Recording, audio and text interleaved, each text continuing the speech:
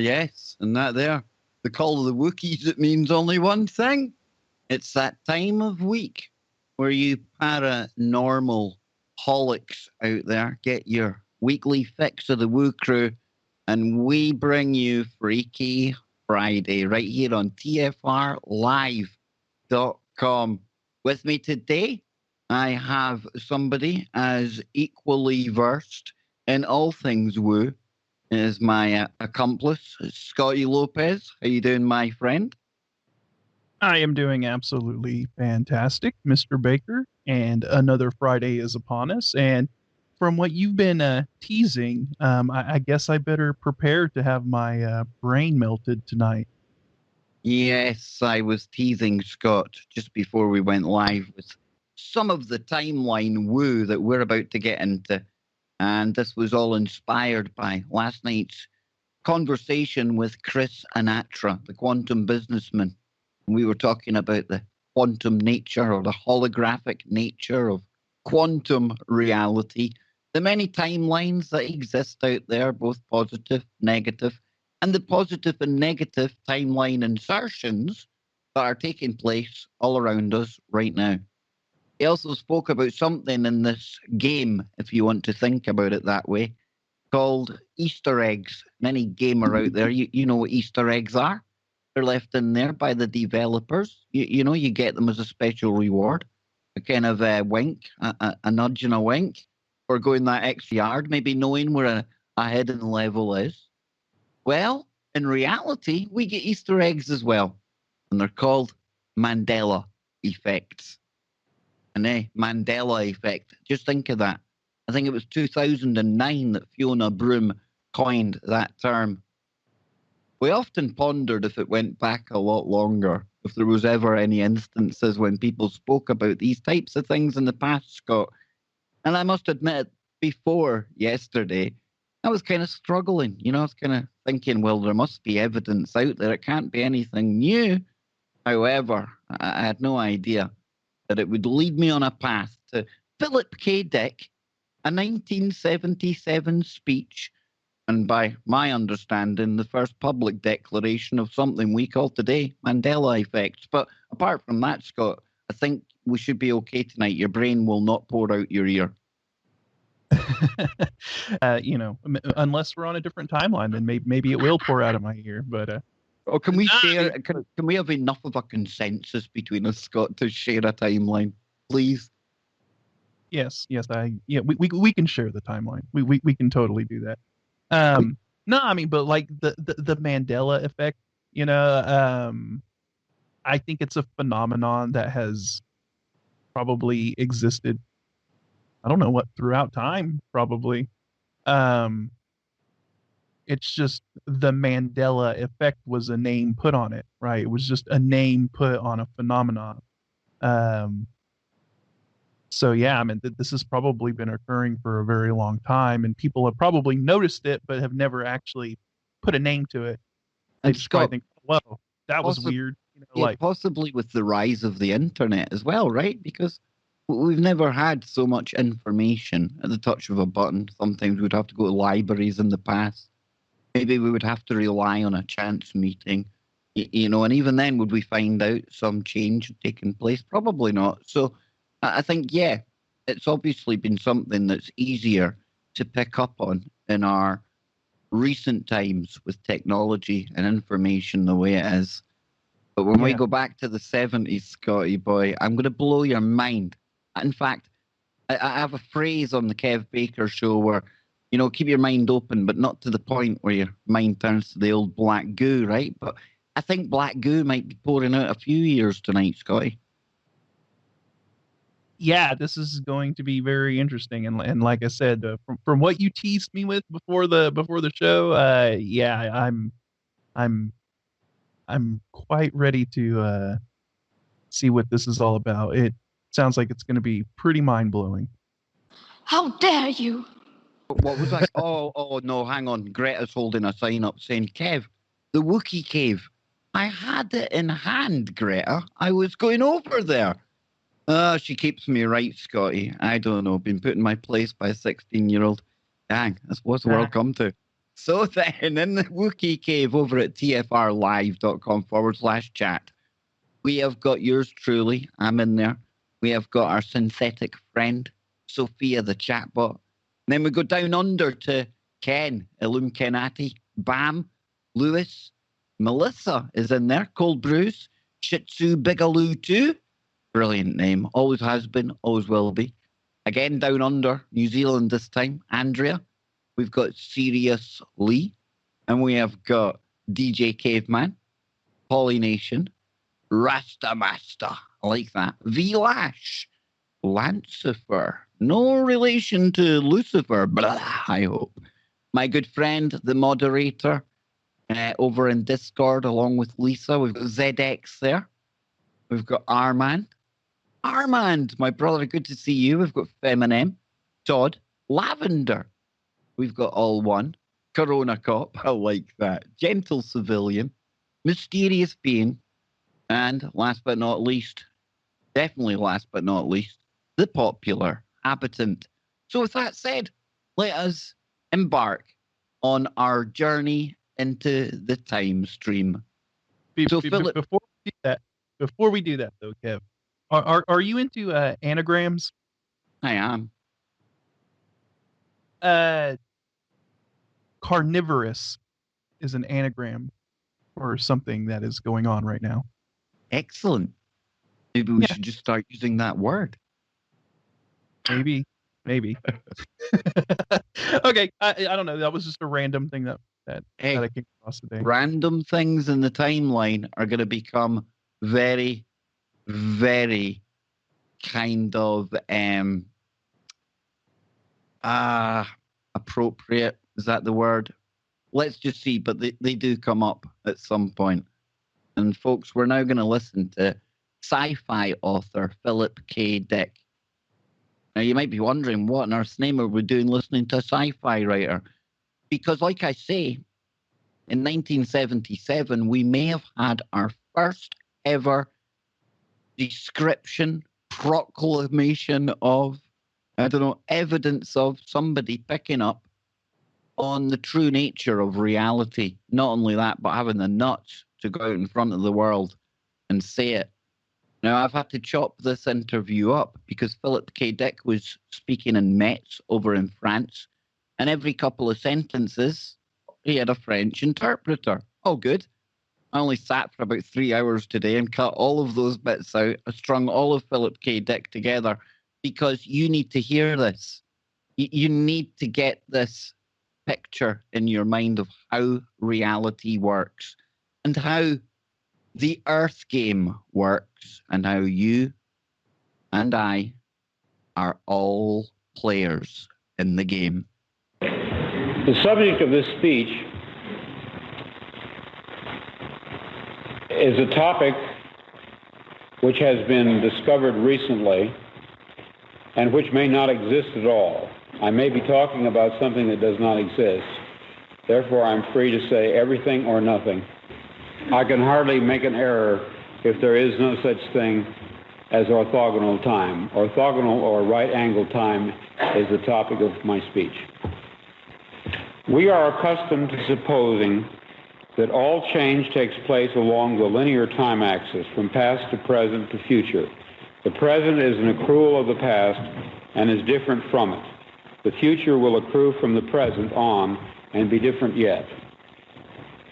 That an orthogonal or right-angled time axis could exist, a lateral domain in which change takes place, processes occurring sideways in reality, so to speak, this is almost impossible to imagine. How would we perceive such lateral changes? What would we experience?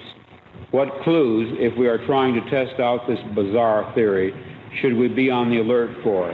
In other words, how can change take place outside of linear time at all, in any sense, to any degree? Let me present you with a metaphor. Let us say that there exists this very rich patron of the arts. Every day on the wall of his living room above his fireplace, his servants hang a new picture, each day a different masterpiece, day after day, month after month. Each day the used one is removed and replaced by a different and new one. I shall call this process change along the linear axis. But now let us suppose the servants temporarily running out of new replacement pictures. What shall they do in the meantime? They can't just leave the present one hanging. Their employer has decreed that perpetual replacement, that is to say, changing the pictures, is to take place. So they neither allow the current one to remain, nor do they replace it with a new one. Instead, they do a very clever thing. When their employer is not looking, the servants cunningly alter the picture already on the wall. They paint out a tree here, they paint in a little girl there, they add this, they obliterate that, they make the same painting different, and in a sense new, but as I'm sure you can see, not new in the sense of replacing it. The employer enters his living room after dinner, seats himself facing the fireplace, and contemplates what should be, according to his expectations, a new picture. What does he see? It certainly isn't what he saw previously, but also it isn't somehow, and here we must become very sympathetic with this perhaps somewhat stupid man, because we can virtually see his brain circuits striving to understand. His brain circuits are saying, yes, it is a new picture. It is not the same one as yesterday, but also it is the same one, I think. I feel on a very deep intuitive basis. I feel that somehow I've seen it before. I seem to remember a tree, though, and there is no tree. Now, perhaps if we extrapolate from this man's perceptual, mentational confusion to the theoretical point I was making about lateral change, you can get a better idea of what I mean. I mean, perhaps you can, to at least a degree, see that although what I'm talking about may not exist, my concept may be fictional, it could exist. It is not intellectually self-contradictory. Contemplating this possibility of a lateral arrangement of worlds, a plurality of overlapping Earths along whose linking axis a person can somehow move, can travel in a mysterious way from worse to fair to good to excellent. Contemplating this in theological terms, perhaps we could say that herewith we suddenly decipher the elliptical utterances which Christ expressed regarding the kingdom of God, specifically where it is located. He seems to have given contradictory and puzzling answers.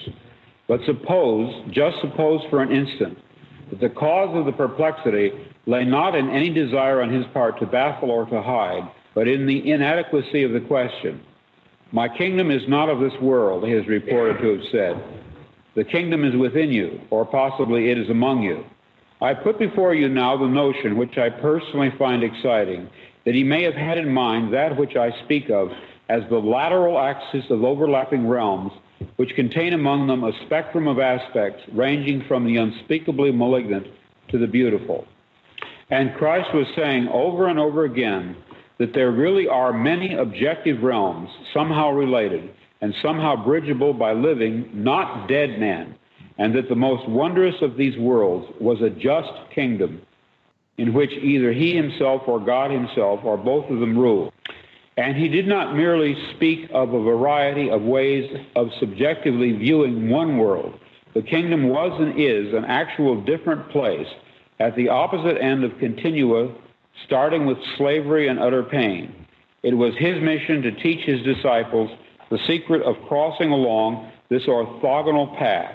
He did not merely report what lay there. He taught the method of getting there. But tragically, the secret was lost. The enemy, the Roman authority, crushed it, and so we do not have it. But perhaps we can re-find it, since we know that such a secret exists. Before we go on, Scott, did you ever think we would have the basis for a conversation that included Jesus being here and his initial teachings to show us how the many worlds all exist at once, and that kingdom of glory that we all think of, that divine heaven, if you like to call it, heaven on earth, it's actually here, Scott. It's just on a different timeline. Whoa, boom, drop the mic. What do you think, man? Ooh, yeah, well, man, a lot By to the way, unpack. we are not even, we're just over 5 minutes into this. We've barely scratched the surface, Scott. Yeah, so basically, I mean, right off the bat, What have we been saying for a very long time on the show? That um, a lot of this stuff that we talk about, like the quantum, the simulation theory, all of that stuff, it does not conflict with uh, your religious beliefs really in any way. Like Christianity or anything like that. If you believe in the Creator and all of that stuff, it actually complements it. And I think we're seeing a perfect example of this that's being laid out by Philip K. Dick in this. So that's number one. Number two, yeah, I mean, when you look at like the scriptures or, the Bible or, any other kind of writings like that, I mean, you see these references to like upper realms, higher realms of existence, and then lower realms of existence, and these, places like the kingdom of heaven um and other and these places, that they're trying to, you're trying to strive to ascend to another level. You're trying to move on from this plane to another plane, right? And I think that totally what they're talking about there is shifting into another, I don't know what you want to call it, another timeline, another dimension, and I all think the either fits, Scott. I think either yeah, term fits. I think it's both the same kind of terminology for the one idea. yeah, and there's probably this one timeline or this one dimension. I'm not sure which term I want to use. I want to say dimension, but uh, where everything is perfect, where everything is like in perfect harmony, and you want to try and strive to get to that, to shift into that realm, to shift into that level, and Oh, Scotty, oh man, unbeknown to you, my friend, I'm telling you, just you wait till you hear what is coming up. Oh, brother. But yeah, I think of this, myself and Joe Joseph, we often kind of describe it as pages on a book, if you picture it that way. All these dimensions and timelines. Either word works, whatever you want to use, and they all kind of overlap and stack on top of each other, or at right angles to each other, as we're finding yeah. out here. Yeah. So I know we need to continue on with this, but I want to use an interesting kind of example here.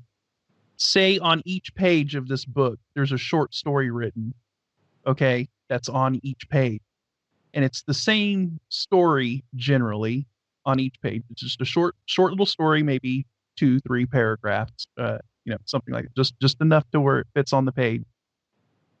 But on each of those pages, there's a few words changed just to make the story a little bit different on each page. But in general, it's the same story.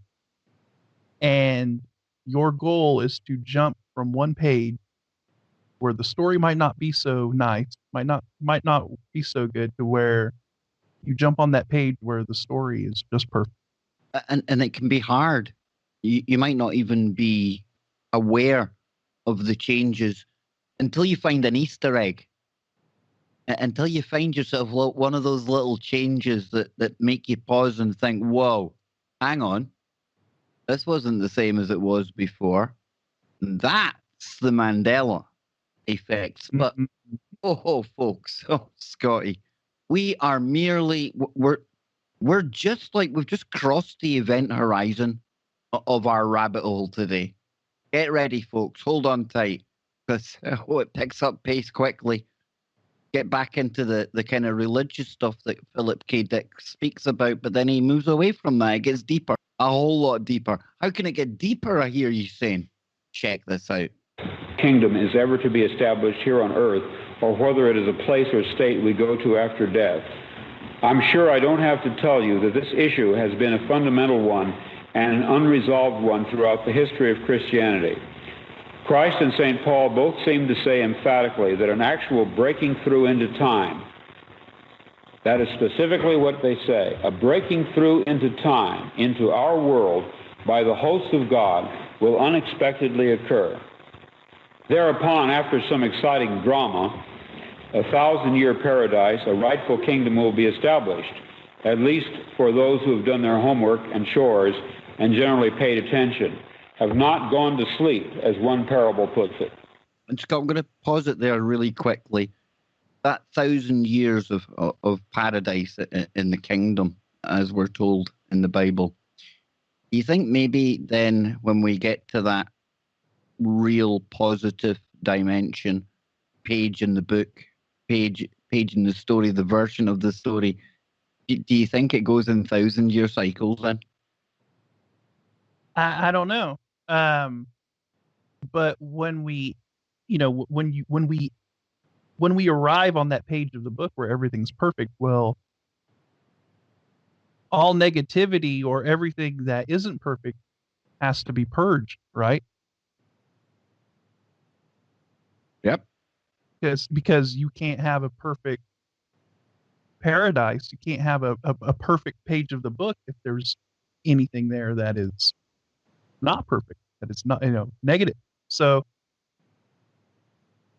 when he says only the people who've done their homework and only the people who are only the people who are basically chosen to be in that kind of paradise are going to be there, and You're okay. the other ones aren't. It follows on just perfectly from there. Here we go. We are enjoined repeatedly in the New Testament to be vigilant, that for the Christian it is always day. There is always light by which he can see this event when it comes. See this event. Does that imply that many persons who are somehow asleep or blind or not vigilant, they will not see it even though it occurs? Consider the significance which can be assigned to these notions. The kingdom will come here unexpectedly. This is always stressed. The rightful faithful shall see it, because for them it is always daytime. But for the others, what seems expressed here is the paradoxical but enthralling thought that, and hear this and ponder, the kingdom, were it established here, would not be visible to those outside it. I offer the idea that in more modern terms, what is meant that some of us will travel laterally to that better world, and some will not. They will remain stuck along the lateral axis, which means that for them the kingdom did not come, not in their alternative world. And yet, meantime, it did come in ours. So it comes, and yet it does not come. Amazing. If you've followed my conjectures about the overlapping of these alternate worlds, and you sense as I do the possibility that if there are 3 or 4 or 2, there may be 30 or 3,000 of them, and that some of us live in this one, others of us in another one, others in others, and that events on one track cannot be perceived by persons not in that track. Well, let me say what I want to say and be done with it. I think I once experienced a Okay, now, wait till I pause there, right? I'm going to pause it there because, Scott, I done a show with Max Egan a few months ago after Max had a really kind of serious episode. He went through some kind of attack, targeting. Didn't know if it was from this realm, another realm. But he said he was showing things, and he said how there are multiple realities all playing out at once here. And that's why we see some people being so into some topics, yet for others, it barely even exists. It's how literally some people live on a flat world and how some people still live on the sphere world. It's these things that Philip K. Dick was talking about back in 77, dude. And I think we are seeing it all playing out right now. It's very interesting to say the least, and I think as we're moving into this new age, I guess you could say, because that's what I believe, we're shifting into some kind of a new age. Um, I think you're seeing a blending of these timelines or these dimensions, like a merging or a phasing in and out. And that's why there's so much like weirdness going on right now. Could be very, very close to what's going on there, Scott Lopez. And for all of you out there tonight, today, this morning, this evening, whatever time it is where you are, you've now got 3 minutes to go and fill your cup. Maybe have yourself a little libation, and we'll be back on the other side.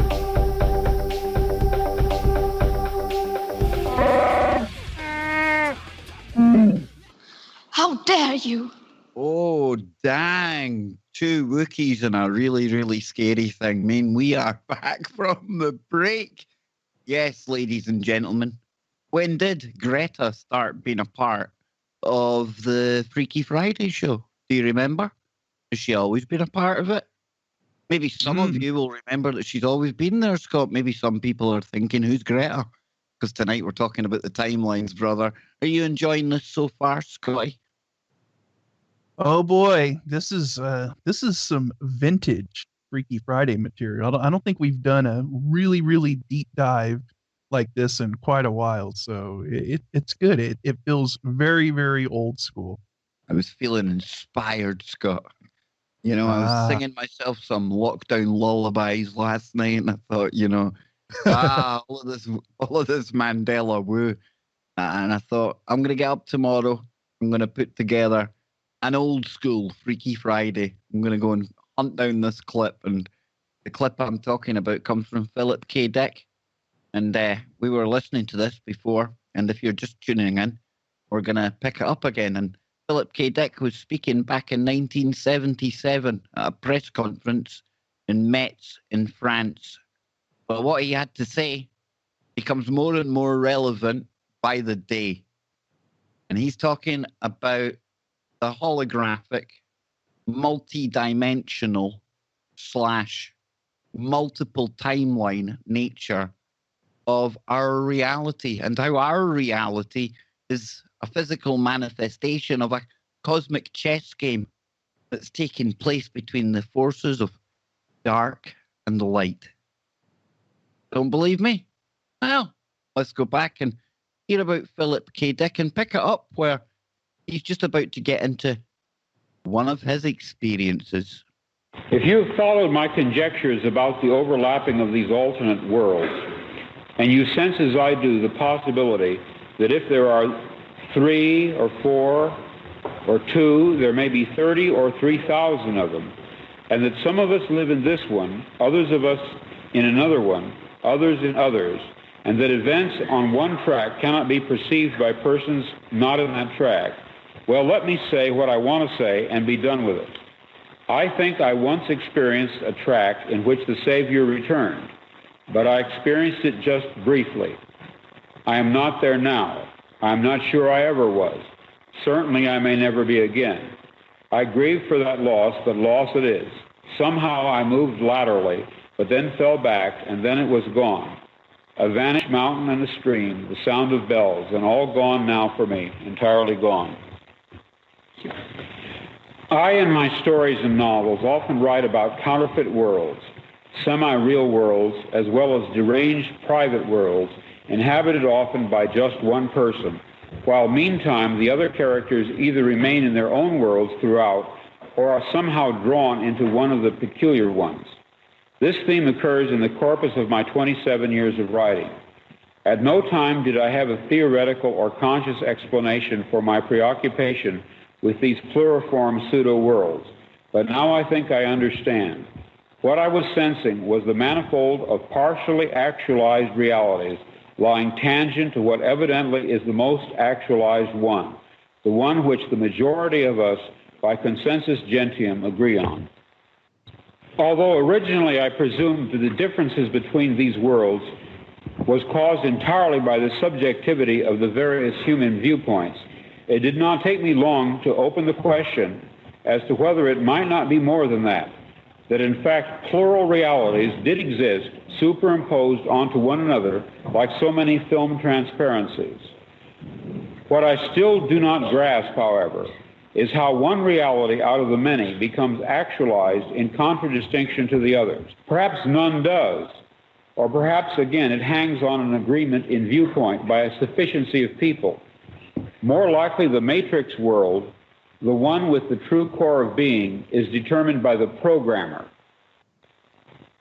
He or it articulates, prints out, so to speak, the matrix choice and fuses it with actual substance, the core or essence of reality, that which receives or attains it, and to what degree.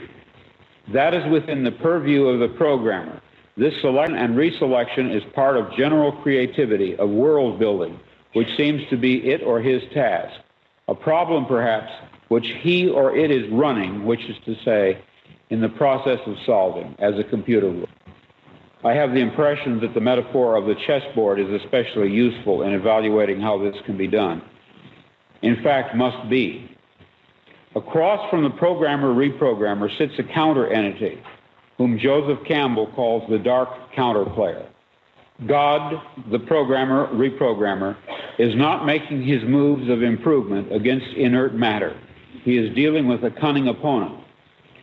Let us say that on the game board, our universe in space-time, the dark counterplayer makes a move. He sets up a reality situation of immutable cause and effect. But the programmer-reprogrammer has already laid down his response. It has already happened, these moves on his part.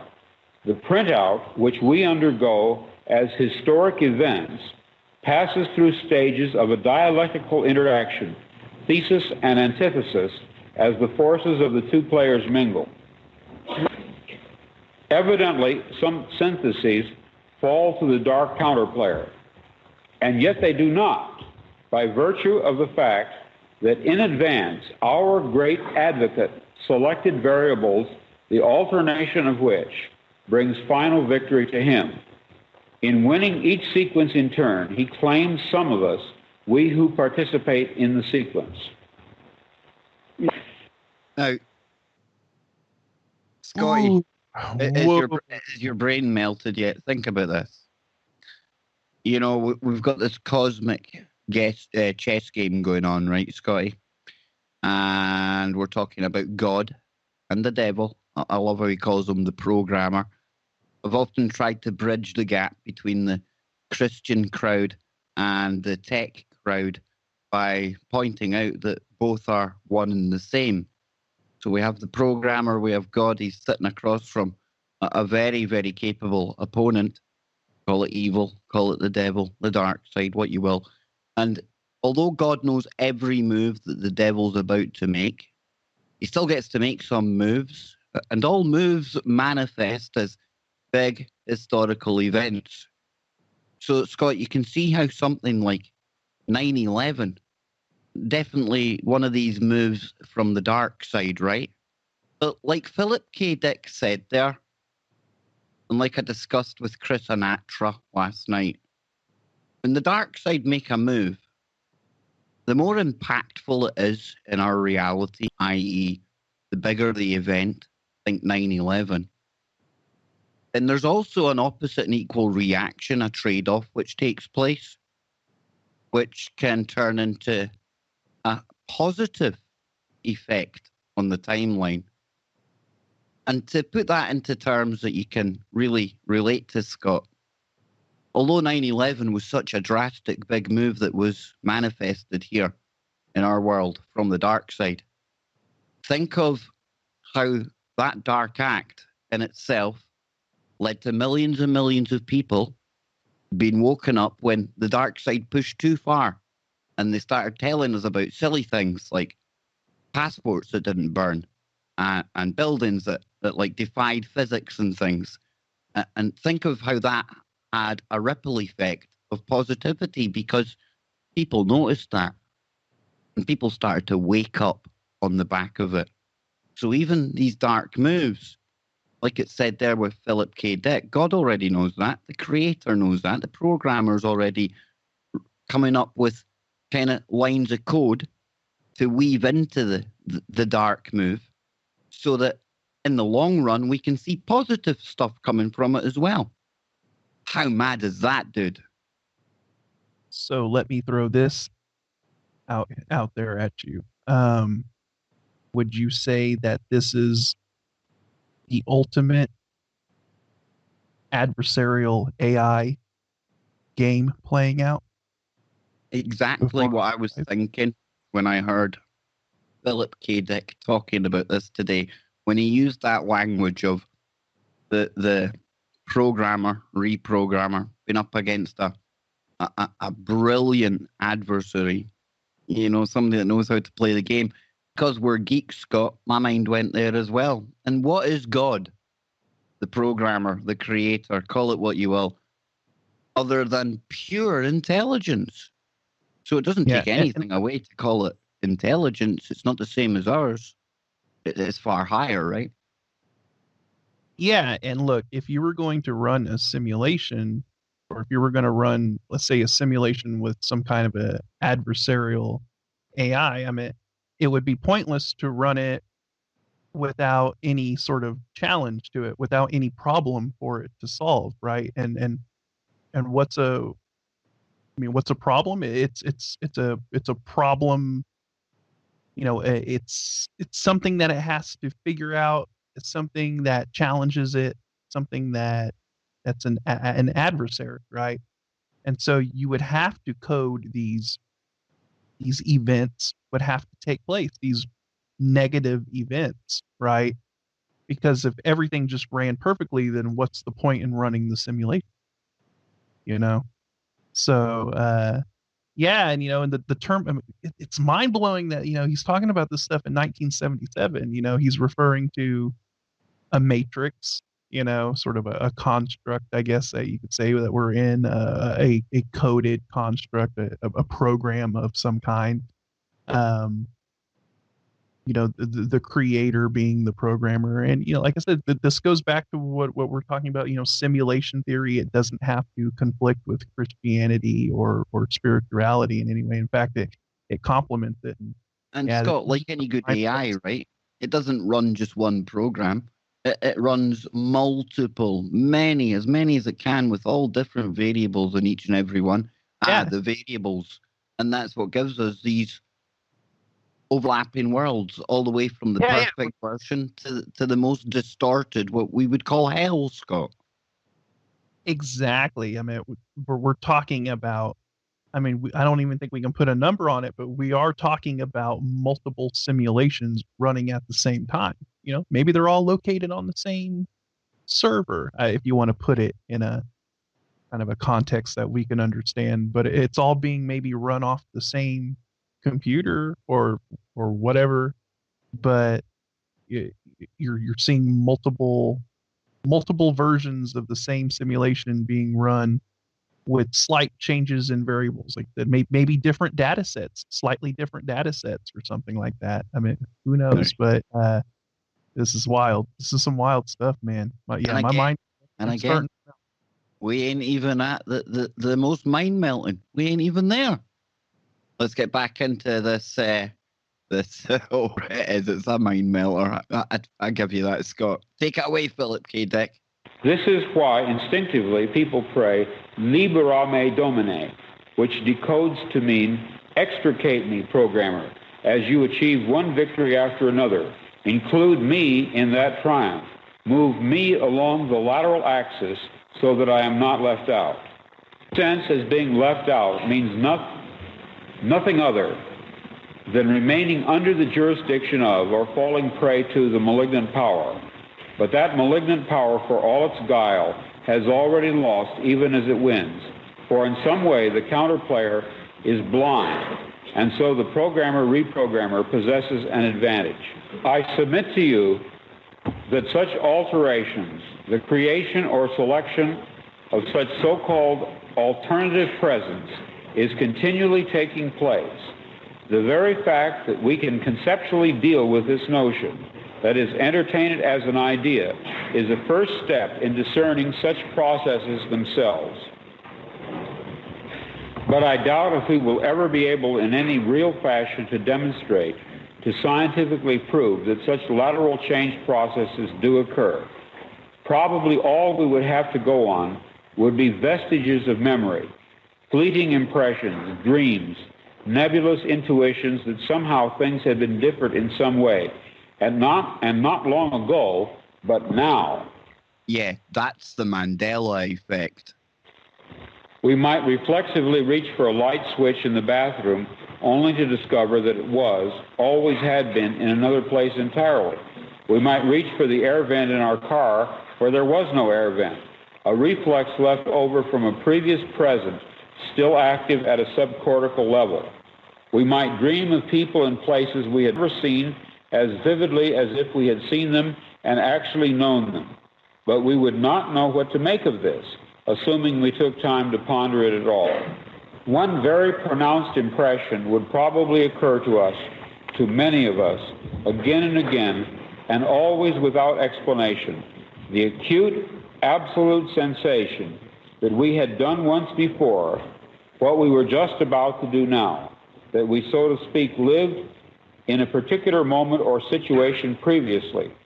But in what sense could it be called previously, since only the present, not the past, was evidently involved? We would have the overwhelming impression that we were reliving the present, déjà vu, perhaps in precisely the same way, hearing the same words, saying the same words. I submit that these impressions are valid and significant, and I will even say this: such an impression is a clue that at some past time point, a variable was changed, reprogrammed as it were, and that because of this, an alternative world branched off, became actualized instead of the prior one, and that in fact, in literal fact, we are once more living this particular segment of linear time. Scotty. Oh, man. I told you, dude. I told you it's going to be a good one. Wow. I mean, he's hitting on everything that, like, we've been kind of pondering and sort of speculating about and talking about for a very long time, right? Like, I'm always fascinated by the whole dream thing, right? And I've always brought up, how is it that your brain, when you're dreaming, how is it that your brain constructs faces of people you've never met before? And how does it construct places that you've never been, buildings that you've never been, in such detail? I mean, what is there for your brain to reference if you've never seen that person in your dream, or you've never been to that place in your dream? How is your brain constructing that? I mean, how? It has to be accessing that information from somewhere to do that. So, I've always been of the belief that, when you're dreaming, that quantum computer between your eyes is somehow accessing these other dimensions or these other timelines, that you're kind of in this mode where you're in flux, and you're kind of shifting in and out, but there's no way that you're able to control it. And I guess some people might have the ability to control it. And Scott, you think about that to build on what you're saying. These yogis and shamans and things that literally talk about consciously, whether it be breathing or what else, being able to reach higher levels of consciousness, stuff like that. That for me tells me that the key to all of this, the seat for all of it, is in the brain. And if that's the case, Scott, then if it's in the brain, then that is exactly how your brain would be manifesting these seemingly unfamiliar worlds, Scotty, because it's already been there, and so have you. Yeah, and people have dreams where they can fly, right? Maybe they're in a timeline or dimension or whatever where the variable has been changed to where people have that ability. Maybe gravity is coded differently in that realm. Just a Who knows? variable, Scott. It's just a variable, like you say. Yeah, and then he talks about this kind of adversarial chess game going on, right?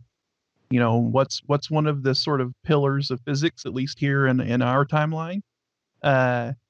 Every action has an opposite and equal reaction, right? So you talked about 9/11. Well, that triggered an opposite and equal reaction, and that was this global awakening that we're seeing. People, you know, questioning the event and going, and it just kind of opened Pandora's box to a lot of other things. People started, you know, looking at the agenda, looking into the New World Order and all of this stuff. So They started to see the game. yeah, yes, they did, and very, very interesting. This is really, really cool, man. It is. Yeah. I thought this would be good. I thought Scotty's going to like this. I hope all of you out there haven't got too much of brain meltage going on. Yes, I'm speaking to you, Mum. Yes, I know your brain's pouring out your ear right now. But wait, it goes deeper. Oh, yes, indeed. Philip K. Dick is going to take you deeper, folks. Hold on tight. In fact, right now, the buckle your safety belts light is flashing. Let's get back into it. Breaching, a tinkering, a change had been made, but not in our present, had been made in our past. Evidently, such an alteration would have a peculiar effect on those persons involved. They would, so to speak, be moved back one square or several squares on the board game which constitutes our reality. Conceivably, this could happen any number of times, affecting any number of people, as alternative variables were reprogrammed. We would have to live out each reprogramming along the subsequent linear time axis. But to the programmer, whom we call God, to him the results of the programming would be apparent at once. So you think about it. On one timeline, Mandela died when people remember he did the first time. But then something must have happened. And he must have had something to do and got reprogrammed and was inserted back on or went on one of the other timelines. And that's why there's this discrepancy, Scotty. And I think best maybe to use him as the character, since we call it the Mandela effect. One of these characters that's put back a square or two or left to play out a bit longer to see what effect it can have. Maybe some speech he made brought people closer together on the timeline. Maybe him dying on the early timeline stopped a war from happening. You see, I'm starting to really like how this works, Scott. I can see it. So when we look at, say, the technology behind deepfakes, right? It's taking two faces and it's kind of doing this adversarial comparison in order to create a more clear picture as time goes on. It's comparing a data set and kind of like versing them against each other, and then it finds one that fits, to make that picture more clear, and then it throws out the other data set, right? That's kind of how that works out. I guess you could say it's kind of along that same line. Maybe the action that, like you said, we'll use Mandela as an example. Maybe the action he took in one timeline didn't work out, so the variables changed and he takes another action in another timeline, and maybe it does work out in the way that the programmer kind of wants things to go, let's say. And so you have these kind of multiple things going on. It also makes me wonder about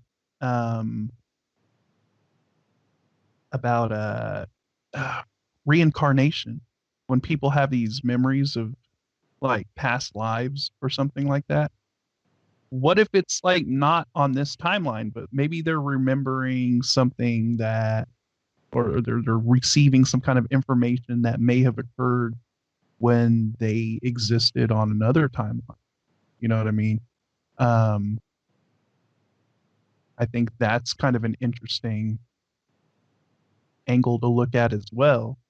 You know, maybe you're just remembering something that maybe you're remembering a past life or something that existed on another timeline, and it's somehow you're getting that information bleed through, and you're perceiving it and you're feeling it. You know, We have played Oh, this game many, many times. Where we come from, the choice that we're given to play the game, I don't know how all that works. I wish I did.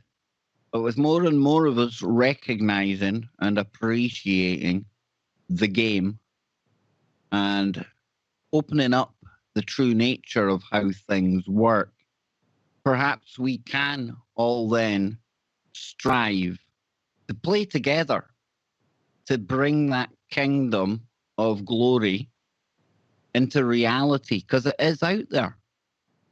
All we have to do is recognize the signs, play the game, drop our own positive timeline insertions, and step by step, layer by layer, maybe some of us will leave this older world behind, and maybe some of us will go on up through the levels and get to where we should be. And all the while, all of these realities, all of these timelines, all of these variables changed throughout, all running at once, and all of it called reality. And isn't this why you love Freaky Friday?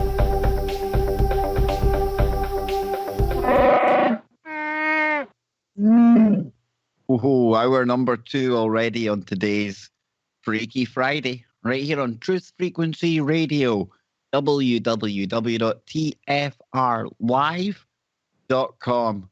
And boy, oh boy, have we been getting into a classic type Freaky Friday today. Philip K. Dick going deep. Oh, he's going deep, Scotty, isn't he? yes, he's extremely deep indeed. Yes, indeed. And before we get back into Philip K. Dick and his nature of reality, timelines, holographic universe, Mandela effects before the Mandela effect. Scotty, two of us, a couple of gamers, right? We often compare reality to first person shooters, rendering the world in front of us as we go. Does what we leave behind that we can't see even still exist anymore? Do we stop rendering it? Does it stop being there? And we play Call of Duty, Warzone. Some people love it, some people hate it. How's your gaming going, man? I'm doing absolutely fantastic. My reaction time has gotten back down to the good old days of like Quake 3 and stuff, the late 90s, early 2000s. I'm gaming like a young man once again, schooling these Zoomers, showing them how it's done. You know how I like to play my FIFA at the weekend, Scott. You spend all week trying to qualify, and then you get into the weekend league, and you're playing against the pro players, these esports ones, everything else. And I don't know if you've watched it on Twitch or on YouTube, but because these pro streamers and they've got like millions of subs, I mean, they spend like 2, 3, 4, £5,000 at a time. Real money, opening packs, and in the packs, it's like a lottery, right? I mean, you can get really good cards, you can get really crap cards. And from time to time, there's like really good cards that come out, and they'll do icons and legends from yesteryear. And you get rewards every weekend for how you do. Last weekend, one of my better weekends, got 18 wins. So in that, you get a number of packs for nothing, Scott, right? You get them like as your prize for playing. So I had 4 of these packs, and Kevin's with me, my son, and opened pack 1, crap. Pack 2, duffers. Pack 3, even worse. And then pack 4, Scott, in pack 4, it went really differently because it's got the graphics that come out, and you're kind of waiting there in anticipation to see, is it going to be good? it's going to be crap. And then you see the flares going off, and you get the first indication it could be a good one, Scott. And then I hear my boy behind me exploding. Ah! You see, he knows all the telltale signs of the lights going off and the flashing. He can basically tell there's the jackpot coming up, right? And I packed myself a player, Sky. It's worth 4 million coins. Now, not 4 million pounds, but 4 million coins. You know, there's only about 5 of them in existence. Thierry Henry, 95 rated, and I am about as popular as a fart in a spacesuit with my son right now.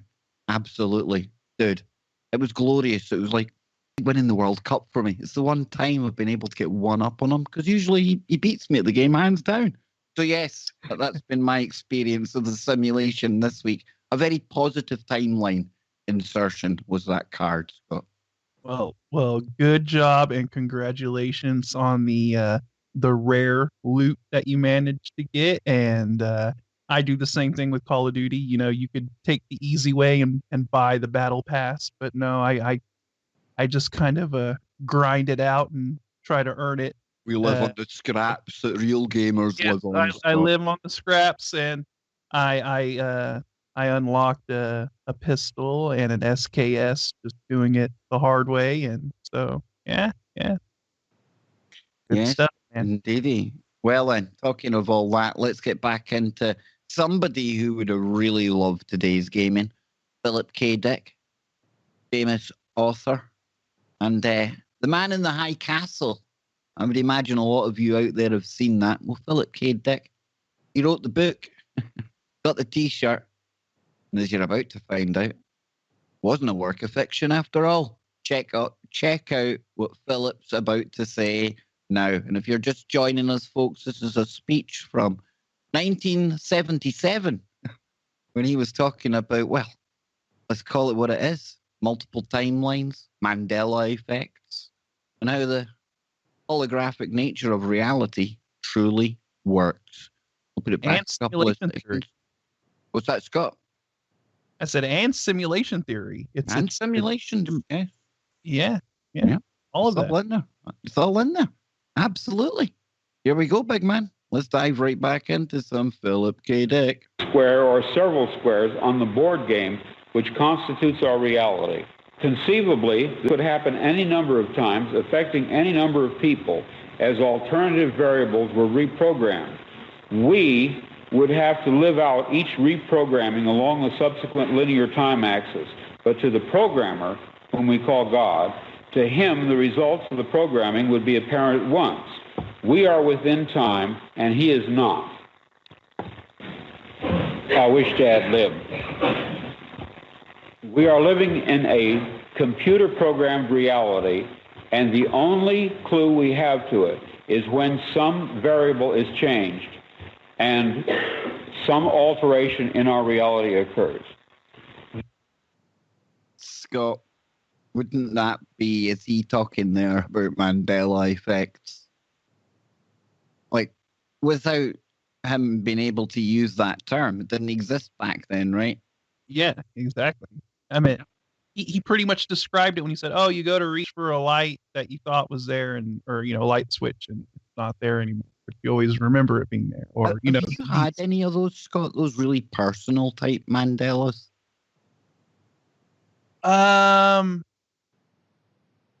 might have, like, maybe at a time before it actually had the term thrown on it, but Yeah. You always think of it, that's why I'm saying it's a phenomenon that has probably existed for a long time, but people just probably shrug it off and go, "Oh, maybe maybe I just Yeah, was because not tired." everyone's Philip K. Dick who can really Yeah, explore, they're not thinking about it on a deep level like that. They just a lot of the time, maybe when we observe this phenomena, we just kind of chalk it up to a brain fart, right? Like, oh, maybe I just forgot that, or that was kind of a weird thing, and then you just kind of go about your day and you don't really, focus on it or ponder it. But when you start looking more deeper into it, you're like, well, why did I do that, or why was that? Why did that seem so different? And I think the only thing kind of phenomenon that people really kind of go, well, that's weird, is the whole deja vu thing, right? I mean, it that's had a name put on it for a long time, and it's a very weird phenomena that people actually have where they're like, wow, I experienced this moment before. I've done this before, but it, so that's kind of a more glaring example. But I think the whole Mandela thing is kind of a more subtle thing. I would say in some circumstances there are some examples of Mandela that aren't so subtle, right? Kind of like entire kind of like the whole Black Tom Island thing and stuff like that. It's like, There you whoa, go. There you go. That's a huge one, right? I mean, that has ripple effects that last until this day. And what I mean is, I bet there's people out there right now listening to this that remember going up into the torch of the Statue of Liberty, right? But according to history now, that's never been the case because it got damaged in 1916 and you can't go up there. But Scott, there's literally people who, they remember, they've got photographs. They were up there. Yeah, it's crazy, and also, like you said, maybe the advent of the internet and the ability of everyone to connect and sort of kind of point these things out also contributes to, like the people being able to actually go, oh, there is something going on here. This is an actual phenomenon that's taking place that, it's not just me. There's a lot of people experiencing this as well. And so there must be something to it. So, yeah, it's wild. Man. What if what if I was to tell you, Scott, it still gets even more wild? No joke. Here we go, folks. At this point, hey, I'm just along for the ride now. Yeah, man. we're in a place of no time right now. We're in observer mode. Here we go, folks. Strap let's in. Let's see where this roller coaster takes us, man. This, too, might account for the sensation people get of having lived past lives. They may well have, but not in the past. Previous lives, rather, in the present. In perhaps an unending, repeated and repeated present, like a great clock dial in which grand clock hands sweep out the same circumference forever, with all of us carried along unknowingly, yet dimly suspecting. Since at the resolution of every encounter of thesis and antithesis between the dark counterplayer and the divine programmer, a new synthesis is struck off, and since it is possible that each time this happens, a lateral world may be generated, and since I conceive that each synthesis or resolution is to some degree a victory by the programmer, each struck-off world in sequence must be an improvement upon not just the prior one, but an improvement upon all the latent or merely possible outcomes. It is a better world, but in no sense perfect, which is to say final. It is merely an improved stage within a process. What I envision clearly is that the programmer is perpetually using the antecedent universe as a gigantic stockpile for each new synthesis, the antecedent universe then possessing the aspect of chaos or anomie in relation to an emerging new cosmos. Therefore, the endless process of sequential struck-off alternate worlds emerging and being infused with actualization is negentropic in some way that we cannot see. Wow. So basically he just described yeah, boom. I mean, first of all, he brought up the whole past life thing, which I was just talking about with the, like reincarnation or living out past lives. So, there's that. And then he essentially just described what neural networks do, right? AI, like I was talking about with the whole deep fake thing, right? He's talking about a giant data set being used, and he's just, he's only using the terminology that existed in 1977 because none of this was really being thought about at the time. It probably was being thought about in very sort of long range kind of hypothetical talks about, kind of future way future technology.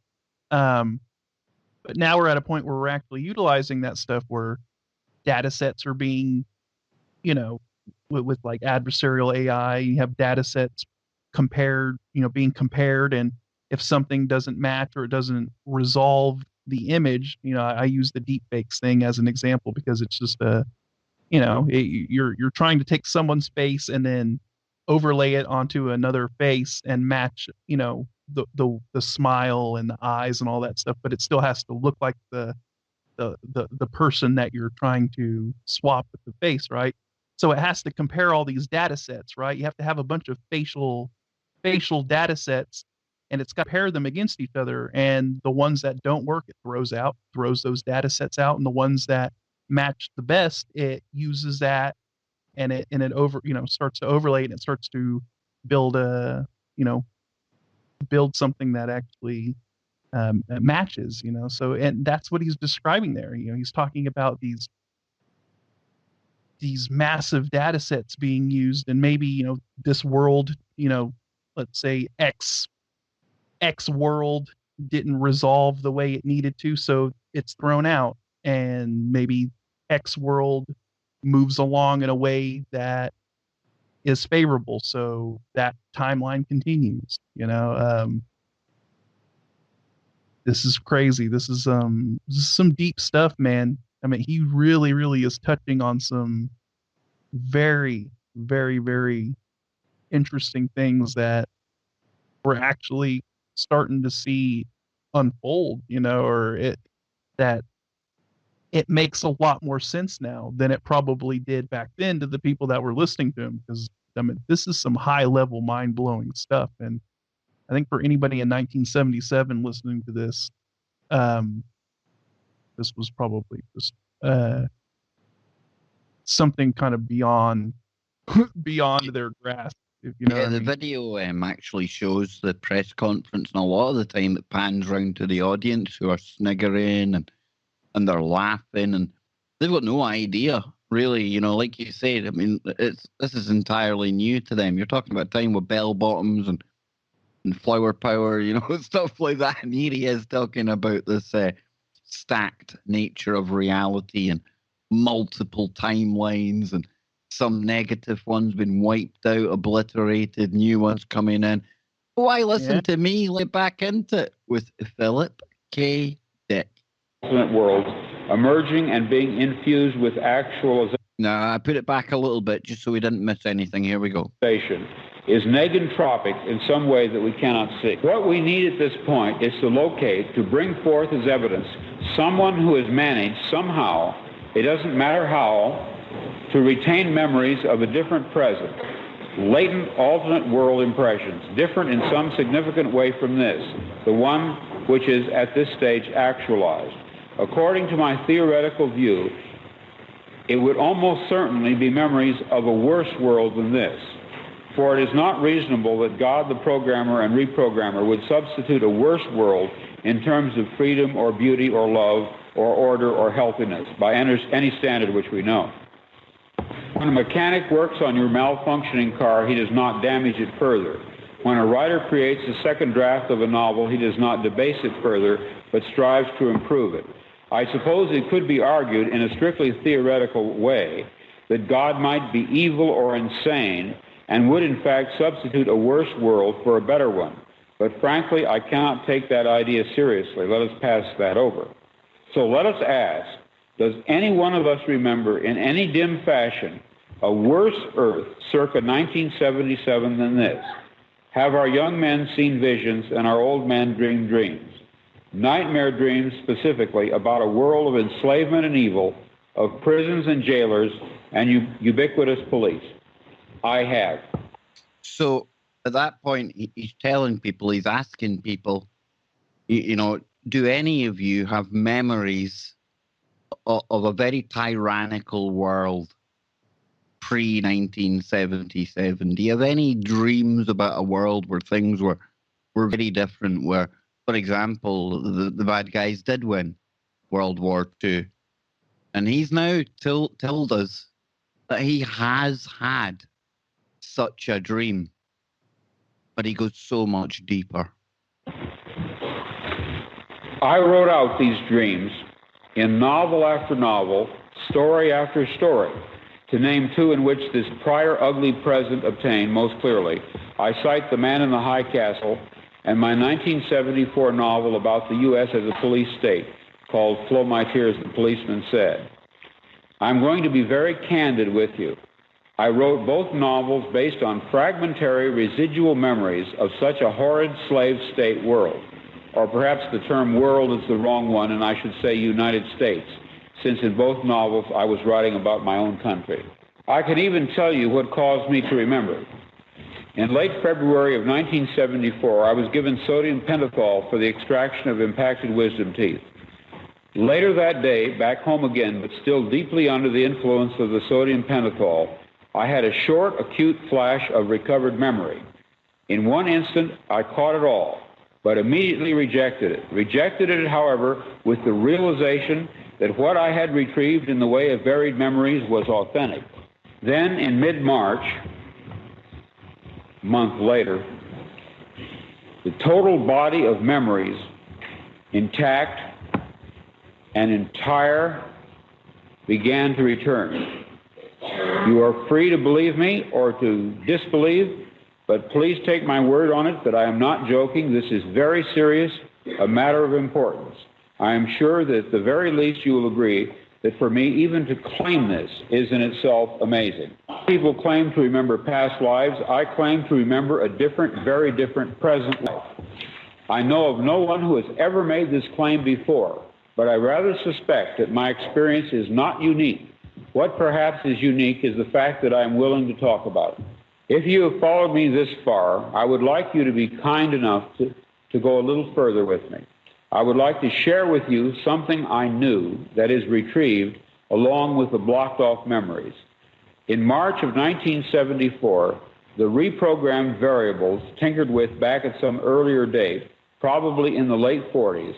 In March of 1974, the payoff, the results of at least one and possibly more of the reprogrammed variables lying along the linear timeline of our past set in. What happened between March and August of 1974 was the result of at least one reprogrammed variable laid down perhaps 30 years before, setting into motion a thread of change which culminated in what I am sure you will admit was a spectacularly important and unique historical event, the forced removal from office of a President of the United States, Richard Nixon, as well as all those associated with him. In the alternative world which I remembered, the civil rights movements, the anti-war movements of the 60s had failed, and evidently, in the mid-70s, Nixon was not removed from power. That which deposed him, if anything indeed existed that did oppose him or could oppose him, was inadequate.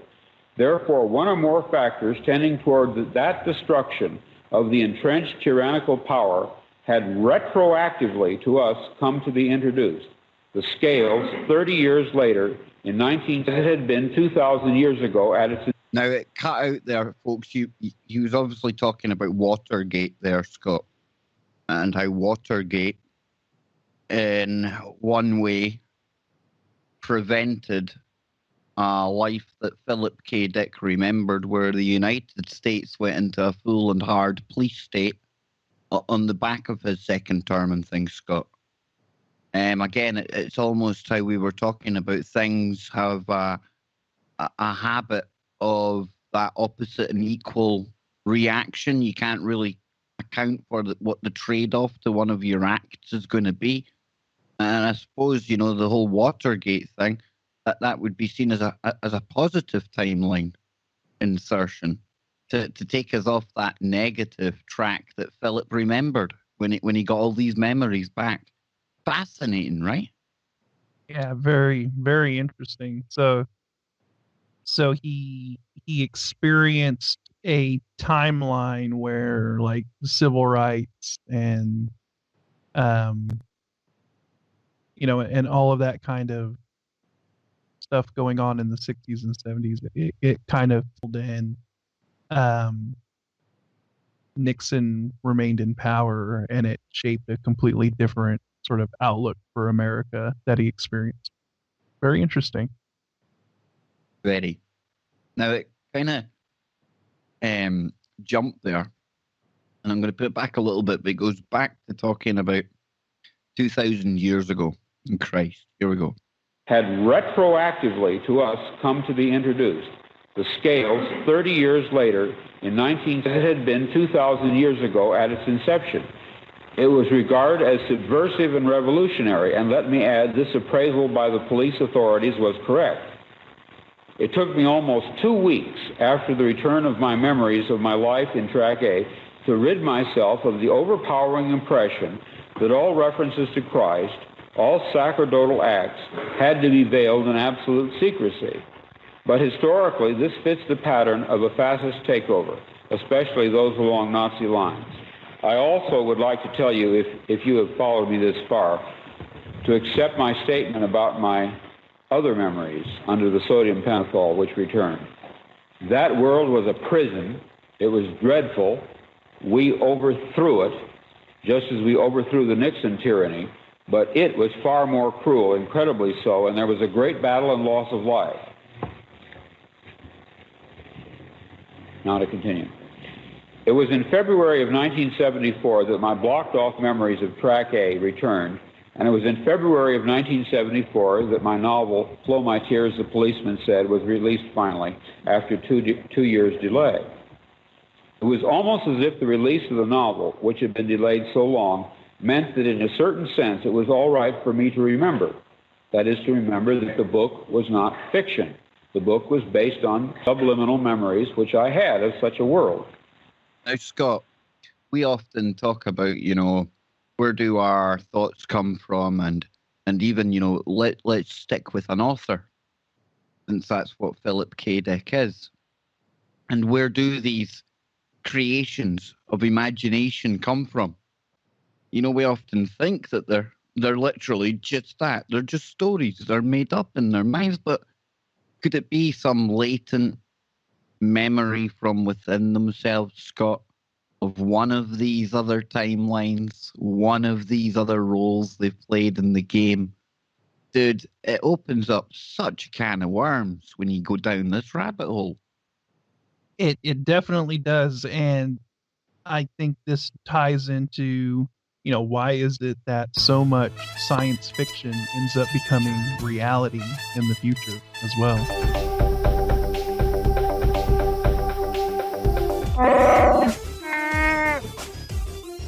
Welcome back, everyone. You're listening to Freaky Friday with me, Kev Baker, and Scotty Lopez.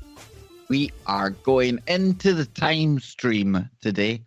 And to do that, we have gone back in time to a version of Philip K. Dick that was talking about the nature of reality, holographic universe, simulation theory, and unfortunately, he didn't have the lexicon of words that we do today, and something called the ManDela effect. I think people might have looked at him if he had said, I'm experiencing Mandela effect. He would definitely been ahead of his time, right?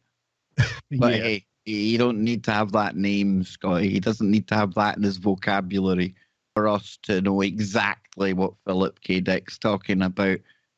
Did you ever imagine, even when I excitedly called you today, I was like a kid in a candy store. Scott, I've got this great clip, but did you think it would be like this, Scott? Man, no, I didn't think. I mean, I figured, usually when you contact me and you're very excited about something, then I know it's going to be pretty mind blowing. But the depth in which Philip K. Dick has gone on this, the rabbit hole he was going down in 1977, man. He climbed out of, Scott. Yeah, he wasn't going down the rabbit hole. He was climbing out of the damn thing, and was like, to the dentist, some mind-bending painkillers, and boom, the download happens. Not a download, though. Not some awakening, but a remembering. Oh, yes. Isn't sodium pentothal like a truth serum? They use it as truth serum too. I'll I tell you what, didn't. man, that's some multi-layered truth comes out when that stuff's getting used in, right? I was going to say I didn't know that they used that in dentist's office. I always thought it was the old laughing gas, but hey, I guess it depends on how hardcore When your you're dentist Philip is. K. Dick, you can get all sorts at the dentist, dude. Telling you, man. But we're going to get back into it here. And again, I'm going to tell you all right now, I still don't think he's blowing our minds to the maximum capacity yet. There is still a bit to go. I'm going to put it back just a little bit again so we don't miss anything. And here we go then. Get ready. Hold on tight. Woof. Let's go down the rabbit hole. In a sense, it was all right for me to remember. That is, to remember that the book was not fiction. The book was based on subliminal memories which I had of such a world. But perhaps until the book was actually released, it was better that I did not remember. Why that would be, I do not know. But I have the impression that the memories were not to come to the surface until the material had been published very sincerely on the author's part as what he believed to be fiction. Perhaps had I known, I would have been too frightened to write the novel. As it was, I was very frightened anyway. There was something about the novel that frightened me a great deal. He'd written this novel, and it was only before he got ready to release it, he realized that it wasn't a work of fiction. And, even when he's writing it from imagination, from pure creation, there must have been a part within him, that inner voice, that gut feeling that was almost prompting him. That's why he said it felt strange writing it, because he knew. He knew.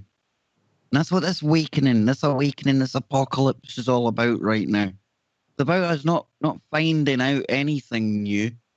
Because nothing's new. It's always existed. And we have to remember who we are, Scotty Lopez.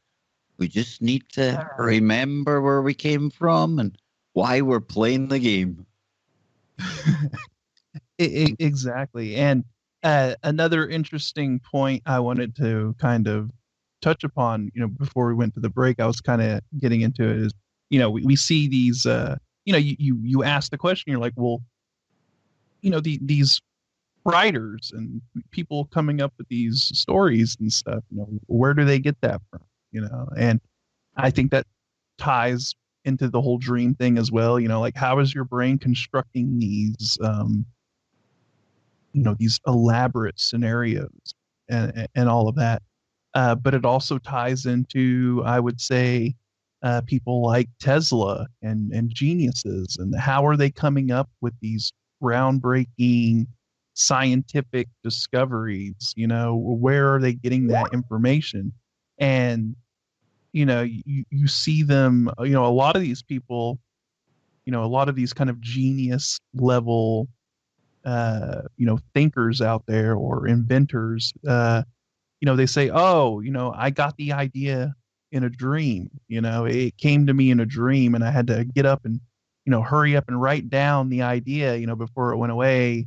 I think they're kind of tapping into this information, I guess you could call it the Akashic record, or maybe they're tapping into another timeline where maybe some of this stuff existed, but it doesn't exist in our timeline, and they're pulling that information over, So, and with the holographic nature of things, absolutely. It could just be that they're pulling pieces back over because, this higher level game of chess, as Philip K. Dick puts it, between God and the devil, good and evil, light and dark. There's a whole lot more things going on than just these big historical events and things that play out on our timeline. And remember, God knows every move, and every move's already been played. So everything will exist out there now. I think we call that, Scott, the Akashic Records. I think that's the name that people would recognize something of that nature as. And in Philip K. Dick's kind of metaphor here, he's just kind of explaining it as the various versions of the game that are being played out on a cosmic level, all playing at once, all outcomes possible. Yeah, and also you have to think that, at the time that Philip K. Dick was talking about this 1977, right? Um, quantum physics was still a very kind of it was I It mean it wasn't was cool. It wasn't cool yet. yeah, I mean it's not like it was a mainstream sort of thing that was being talked about and that there was a lot of information on, and obviously there wasn't a lot of breakthroughs that we know now, regarding quantum physics. That hadn't happened yet back then. But a lot of the stuff he's describing ties right into, the quantum stuff as well. So You can tell I'm because he doesn't have that language from the quantum world to kind of express it the way we would today. You know? exactly he's Yeah. he's using this kind of, rudimentary lexicon. He's just merely trying to describe it the best way he can. But when looking back and listening to it, you know exactly what he's describing because we have that knowledge base now. And it's like, oh yeah, well he's describing simulation theory, he's describing quantum stuff, he's describing a lot of these things now that we're just now starting. Science is starting to validate a lot of these things, and yeah, it's like wow, it's wild to hear kind of like a time capsule, if you will. You're listening to a time capsule from 1977 of somebody describing something that nowadays we're like, oh wow, you know. Big time. And you mentioned there the dreams. And that makes me think back to when I was on the Chantix or Champix, depending what side of the pond you're on. And that's the kind of anti-smoking drugs that people. There's websites out there about the kind of dreams that people have when they're on these things, and I can tell you from personal experience. I can't go into detail because of personal details and people involved and things, but looking back with hindsight now, I know absolutely. I was looking at other timelines that I'm either on right now or are playing out. Maybe I'm remembering. But one story I think comes to mind for me, and it's from the counsellor. There you go. The NHS give you a counsellor when you're on those tablets. You go once a week. And I was telling her about the dreaming. I told her it's wild. Some nights I didn't want to go to sleep. And she told me, there's one old woman comes in here.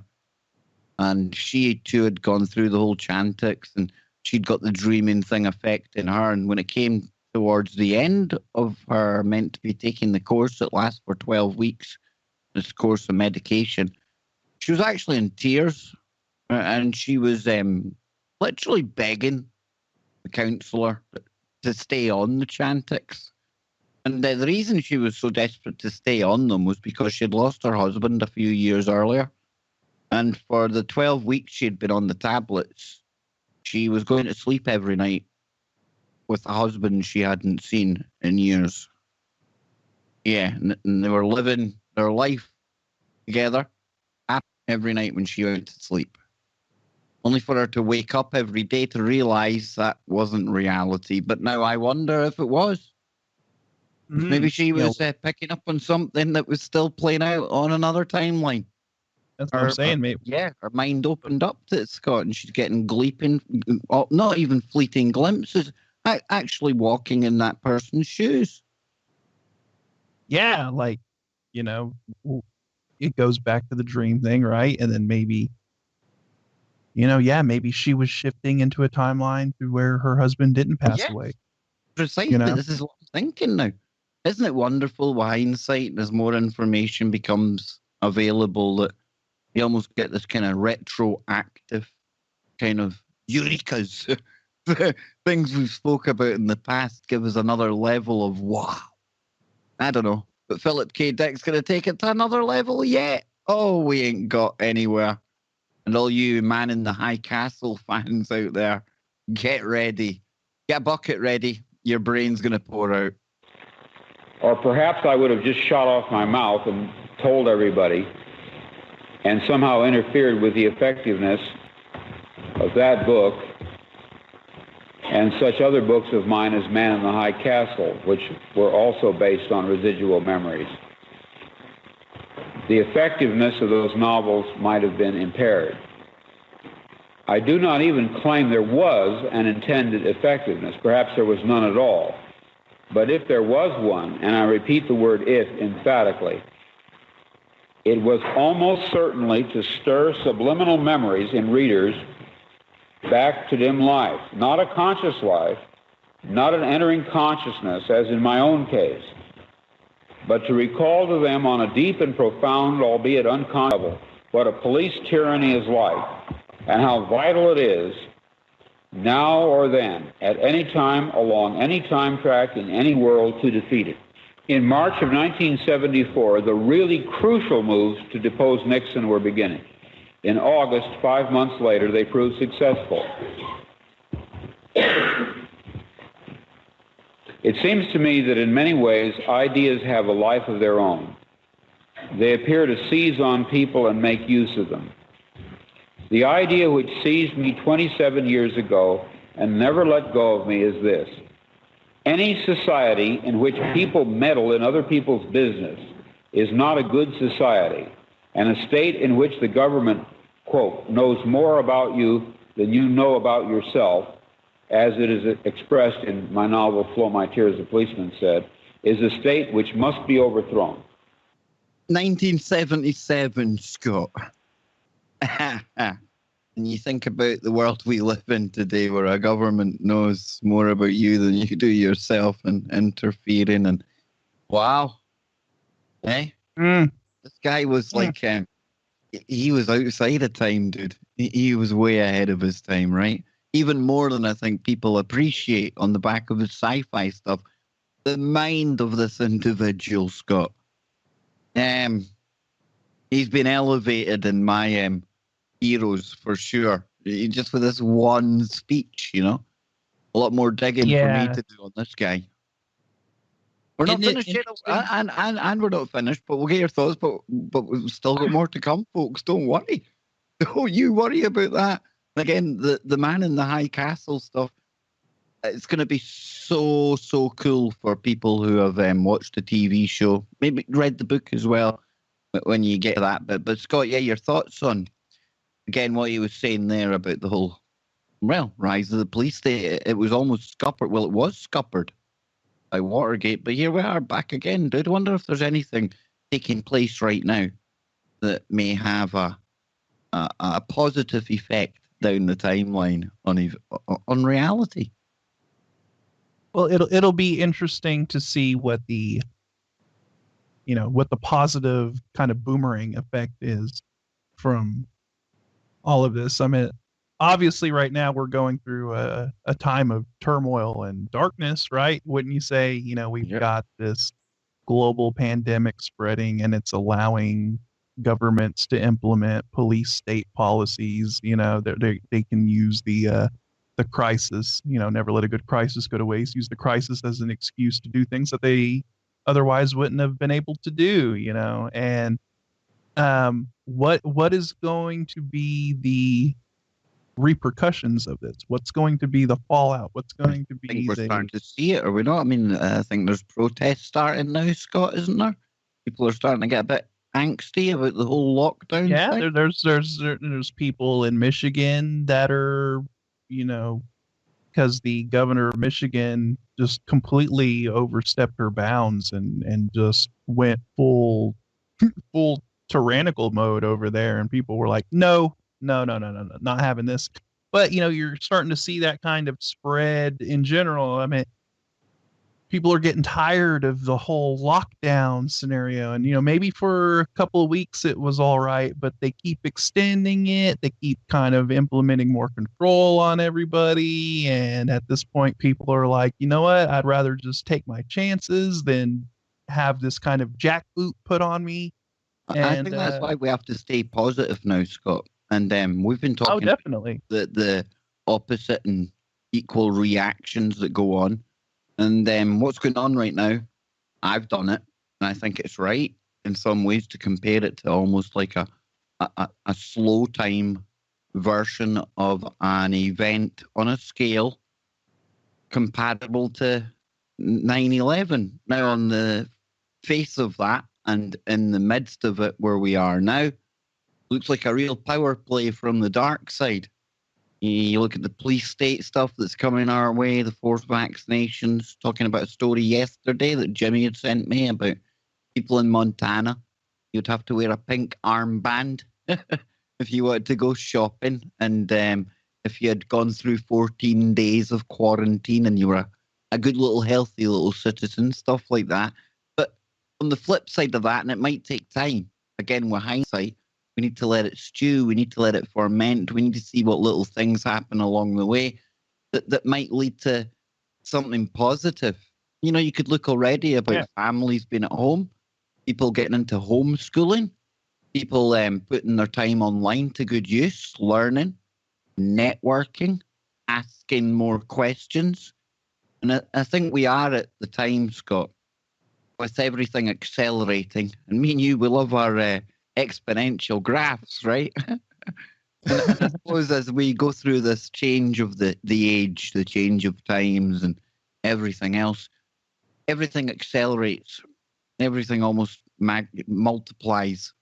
And I would imagine that for every bit as dark as a move this is that we're watching playing out right now, the flip side of that could lead to something very, very positive indeed. Only time will tell. Exactly. And our participation, brother. Us playing the game, helping to get information to people, help them to see the signs, help them to recognize what we're up against, help them to remember who they are, Scott. We're looking at one of these adversarial moves within the simulation right now unfold, right? And so the dark side has made its move, and now we're just waiting for the light side to make its move. And you just have to be patient and let it play out, you know? Yeah, I think that's just going to have to be that's the way I think we should look at this is, you know, somebody has to make a move on the board before somebody can counter that move. And you just And there have to may have wait and see even how been it plays out. things, Scott. There may even have been things. You know, example, not saying it is, but you go back in time, the arrest of the Harvard scientist and all the stuff going on in the Canadian labs and everything else. And these are events that took place before this pandemic hit the world that down the line, it could lead to the unraveling of what the dark side done here. Exactly. A real kind of take Watergate up to the next level, you know? You get what I'm saying, though, right? I mean, look, The moves might already be on the board. We just haven't seen them or nobody's acted on them yet. I mean, there's a lot of kind of positive things that could come from this, right? I mean, look at all of the eyes that are now on China, right? And they're sort of how do you say uh, they weren't so forthcoming with information, and now they're under a lot of scrutiny, and even their own people are like, hey, what the hell, and who knows, maybe this could be the catalyst that ends up bringing down that kind of authoritarian regime, and in the end making, shaping a more positive future for the Chinese people. We don't know. I mean, there's so many kind of variables at play here that we're just gonna have to see how this all shakes out in the end. And like I said, this is gonna focus more attention on, I would say, the police state in general around the world, because this is a global thing. And as you've noticed, it's not just one country, implementing police state kind of lockdown tactics. It's multiple countries around the world doing it, and the people in those countries are like, "Hey, whoa, whoa, whoa, whoa, okay." Like I said, maybe a week or two, a couple weeks of, some of the stuff, people are like, okay, but you're starting to see a lot of this, a lot of these governments kind of overstep their bounds big time and really kind of implement these really draconian sort of things, and it's going to cause a backlash, definitely. So, yeah, Yes, we'll have, indeed. Let's try and cram in a little bit more before the break. Here we go. And after today's show, don't forget, Brent Thomas, the Paranormal Portal, will be here for all of you. Let's dive back into Philip K. Dick. It may be a theocracy, a fascist corporate state, or reactionary monopolistic capitalism, or centralistic socialism. That aspect does not matter. And I am saying not merely it can happen here, meaning the United States, but rather it did happen here, meaning the United States. I remember I was one of the secret Christians who fought it and at least to some extent helped overthrow it. And I am very proud of that, proud of myself in Time Track A. Imagine that, Scott, 1977, sitting there in front of a crowd of journalists and a full auditorium there. Some of them laughing, a lot of them looking at each other, thinking, what the heck's he going on about? And here he is, talking about his memory of a life where he lived under that tyranny. Not the possibility that a police state could happen. He lived in one where it did happen. Damn, dude. that's wild. I had no idea that those waters ran this deep. Don't you find it interesting how they picked Philip K. Dick to sideload into that robot? I think it's becoming more and more apparent probably why he was chosen, Scott. Remember, that was sideloaded with all of the public works of Philip K. Dick, like this, and also his private writings, his journals, the stuff that he didn't, step up and talk about. Imagine what's in there. And all of that sideloaded into an artificial intelligence, which has an avatar robot, or a robot avatar that looks like and talks like. Okay, when I say looks like, it's disturbing how he looks like him, and it's disturbing in many ways. But yeah, Philip K. Dick, Hanson Robotics. It was Hanson that I was wondering, was it Hanson or was it Sanctuary? But it was Hanson. Yeah, Sanctuary. They've got one called Nadine. That's the one that went to work at the science park. They've got one that's the robot avatar of Dr. Suzanne Gildert. Big shout out to the team at Sanctuary AI and Jordy and the rest of them. Yes, triggering many people out there right now. But yeah, they've got their own one. Then the one that's the copy of.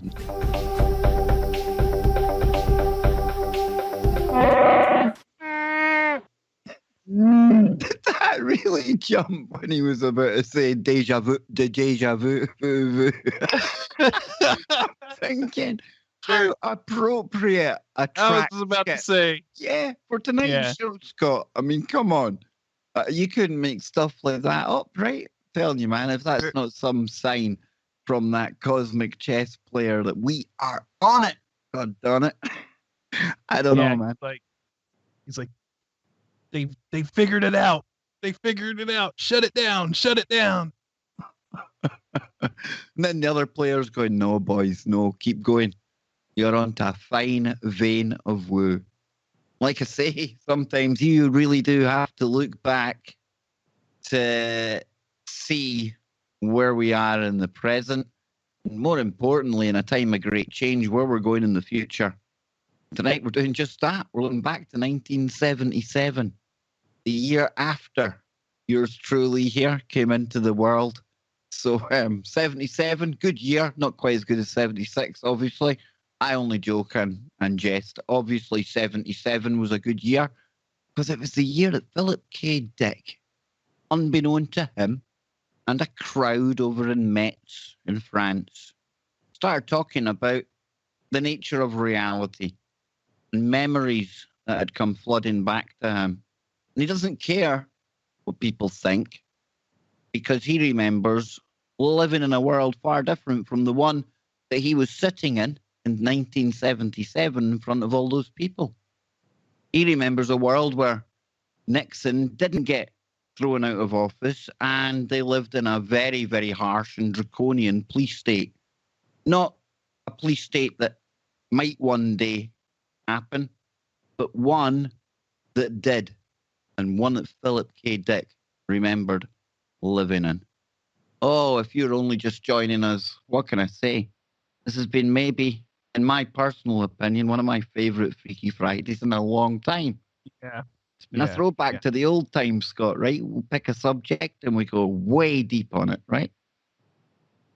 Yeah, this is definitely, I think, one of the sort of top tier episodes that we've done. There's been a couple of them that we've done that are really, really like, whoa, where you got to go back and listen, and we get into some really, really deep stuff, and I think that this is on that level where this is definitely, ooh, man, yeah, I'm probably going to end up going back and listening to it or listen to it because big time. I'm even going to send yeah. it to Joe. He's not feeling well. And I said to him, and you'll know yourself, Scott, I very rarely come running to you or to Joe or to anyone with links. Some people provide links every 10 minutes. That's cool.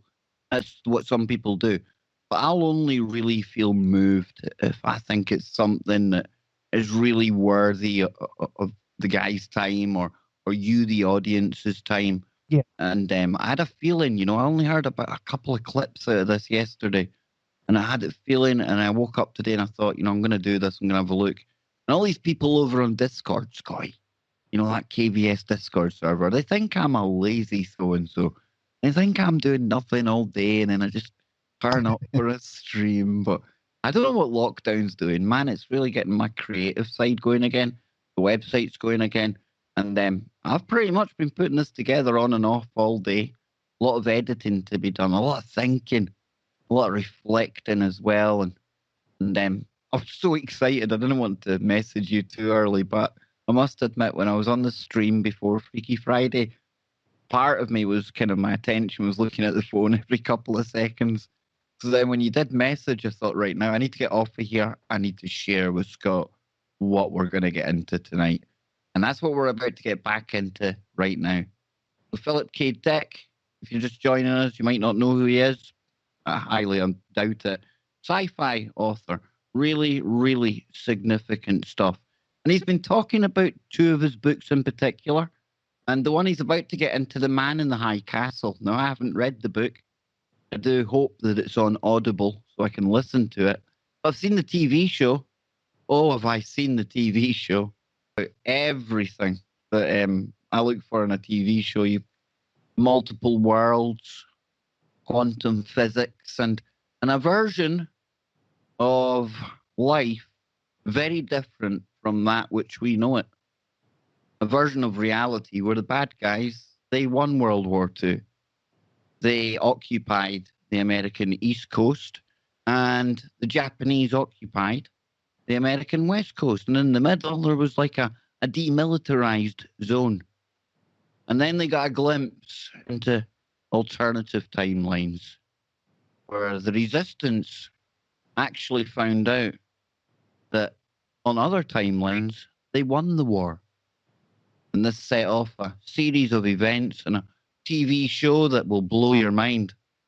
But little did I know that it wasn't just a work of fiction. Let's get back into it with Philip K. Dick from 1977. When I use the word Christians there, I do not mean Christians as they are now. I mean Christians as they were, say, 2,000 years ago, enemies of a powerful empire. When I saw Star Wars this morning, I thought to myself, deja vu. There is, unfortunately, for me, a somber intimation which accompanies my pride in the work that I did in that alternate Earth.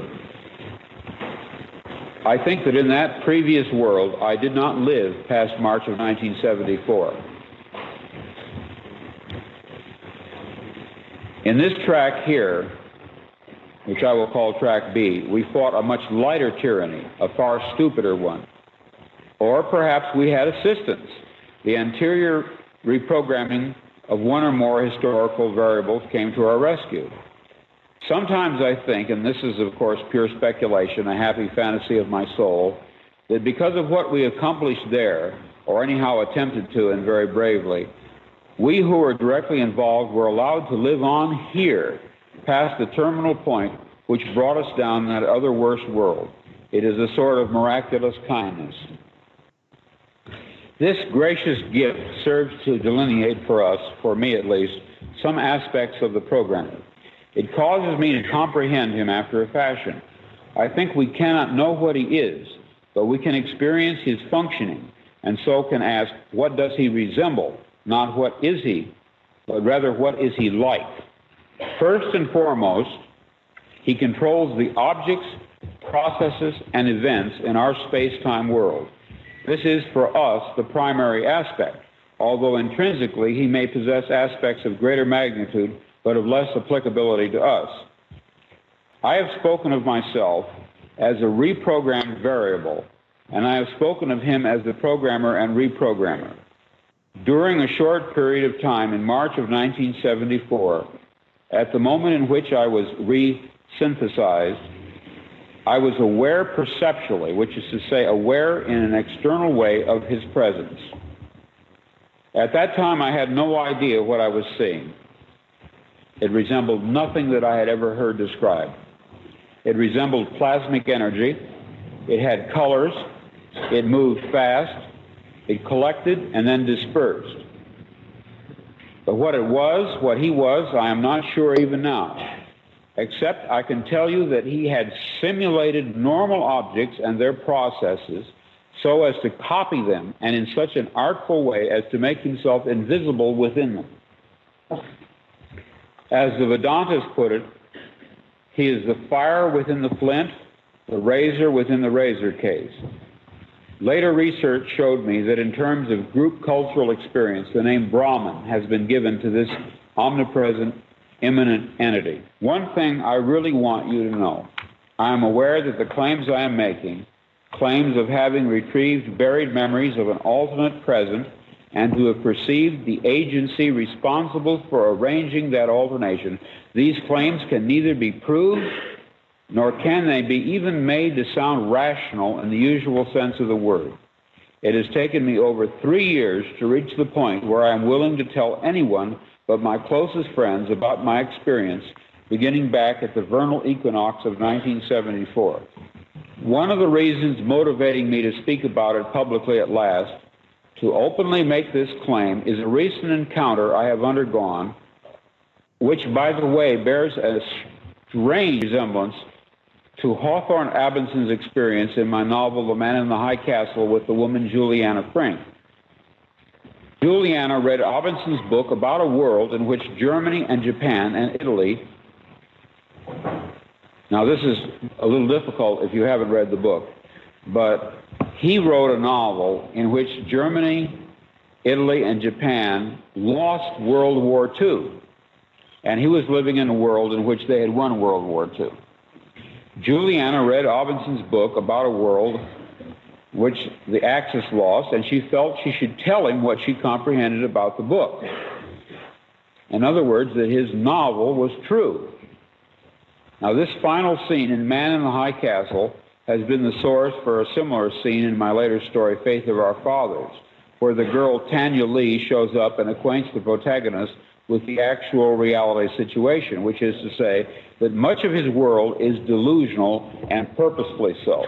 In other words, it's a common theme in my writing that a dark-haired girl shows up at the door of the protagonist and tells him that his world is delusional, that there's something false about it. Now, in Man in the High Castle, the situation is ironically reversed. The girl that comes to the door tells an author that his book of fiction is true. Well, this did finally happen to me. I even knew that her hair would be black. I had an actual complete sense of what she would look like and what she would say. My door, and I'm speaking of a woman who had systematically read every single novel of mine, which is more than 30 novels, as well as any of my stories. She did appear. She was a total stranger, and she did inform me of this fact, that some of my fictional works were, in a literal sense, true. So Whoa. Philip K. Dick as a character in his books.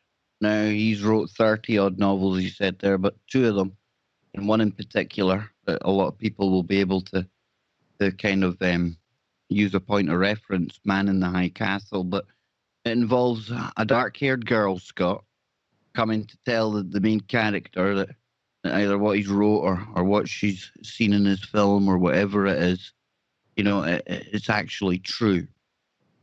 Now, remember, Philip K. Dick never only started remembering what was happening, realizing that perhaps he wasn't writing fiction, and perhaps he was actually getting this from other places. And then to think about that, Scott, right? Imagine that moment. You've had your writing career, you know, you've had these characters in your books, and then that this character that you've had in your mind's eye, for whatever reason, can't put your finger on it, and you've used it in a couple of books, and then all of a sudden, you open the door, and there she is. Dude, what the heck is that got to feel like, man? That is wow. That is pretty surreal. And it also makes me, I don't know why this popped in my head, but and I'm sure, I mean, You've got to go with it. If it just popped in there, you have to go with it tonight. remember we were talking about the stories of the women in black Yeah. and how they all had black hair, all of the descriptions of them, and then show up, you know, just kind of makes you wonder. I mean, is there a connection there? Maybe not, but very, very interesting. Yeah, that was kind of one of the first things that popped in my head when he was describing it. I was like, wow, you know, you have a mysterious woman, black hair, just show up at your door and give you some kind of a message or tell you something. Maybe they're a visitor from another timeline, or they know something, you know, about another timeline that you're influencing or that you're touching upon. Imagine that, writing about a character who you think you're just inserting into a story just in your head for whatever reason. And it comes up a couple of times in the books. You use the same kind of thing. You like that idea. It works, resonates with your readers and things.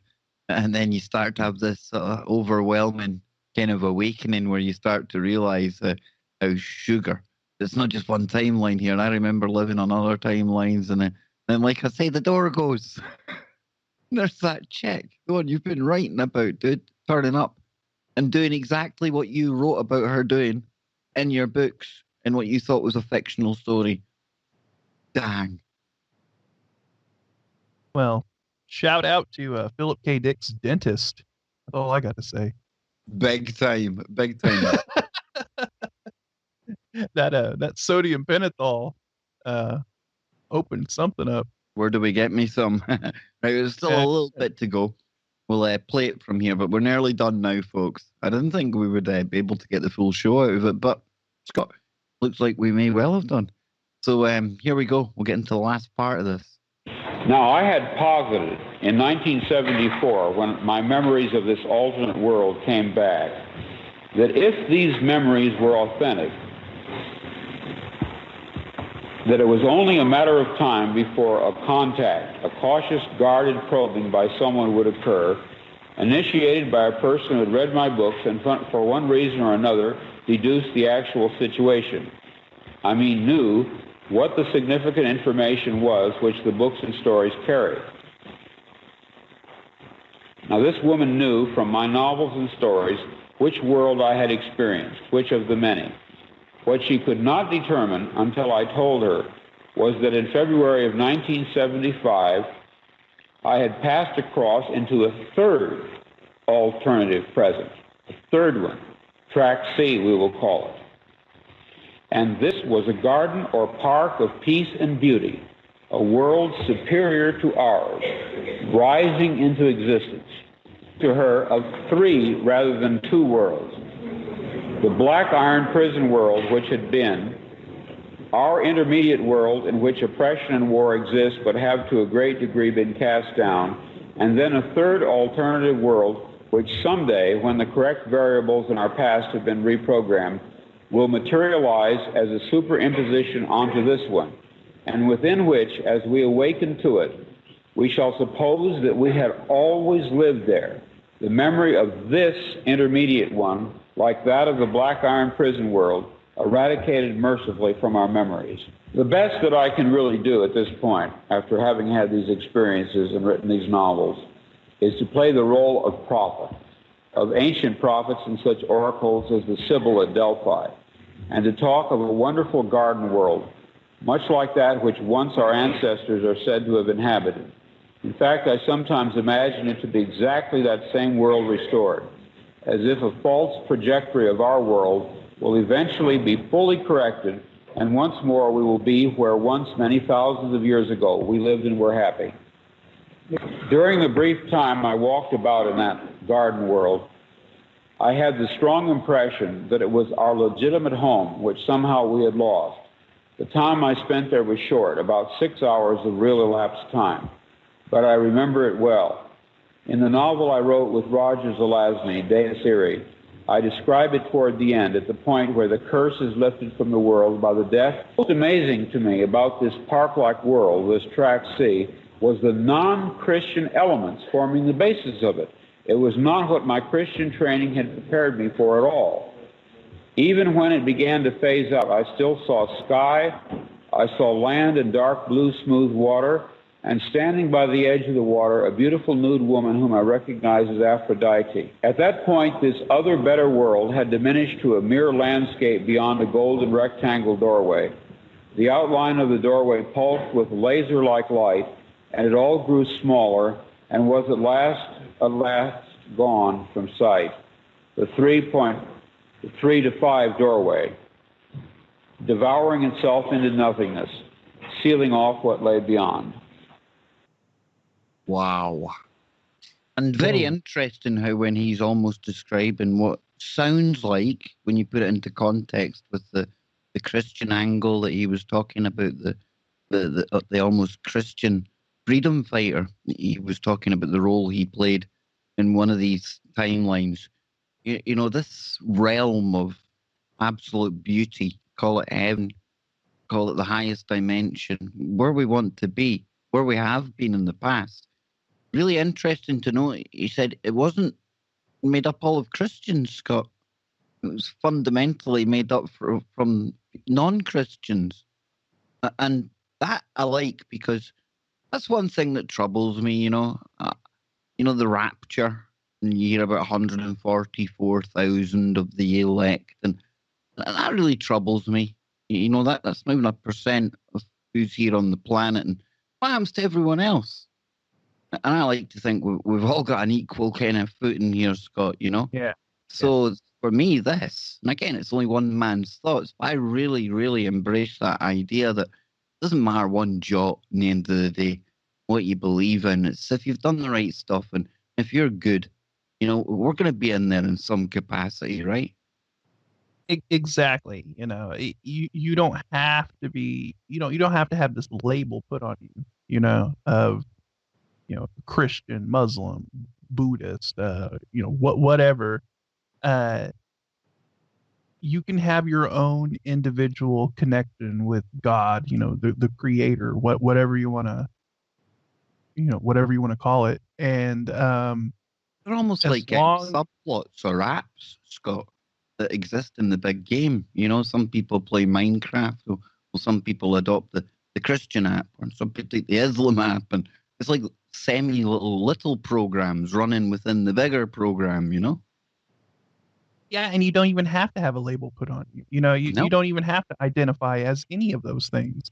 You can just say, "Hey, I'm a spiritual person. I believe that there's something out there, and that I'm gonna try to do my best to do the right thing and be good to other people, and just do the right thing, and acknowledge the fact that there is something larger than us, that there is something bigger out there." And I think if you just kind of adhere to those kind of core principles and just you're a decent person, then yeah, you're gonna get that golden ticket. You're gonna get that pass, and you're gonna head up to the next level. You're gonna ascend to that higher level. Uh, but if you're a crappy person, if you do crappy things, and you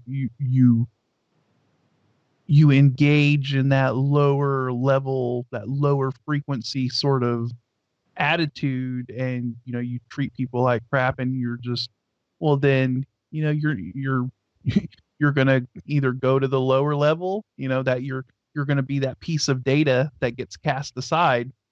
You don't have a role in that kind of perfect simulation that is trying to be run.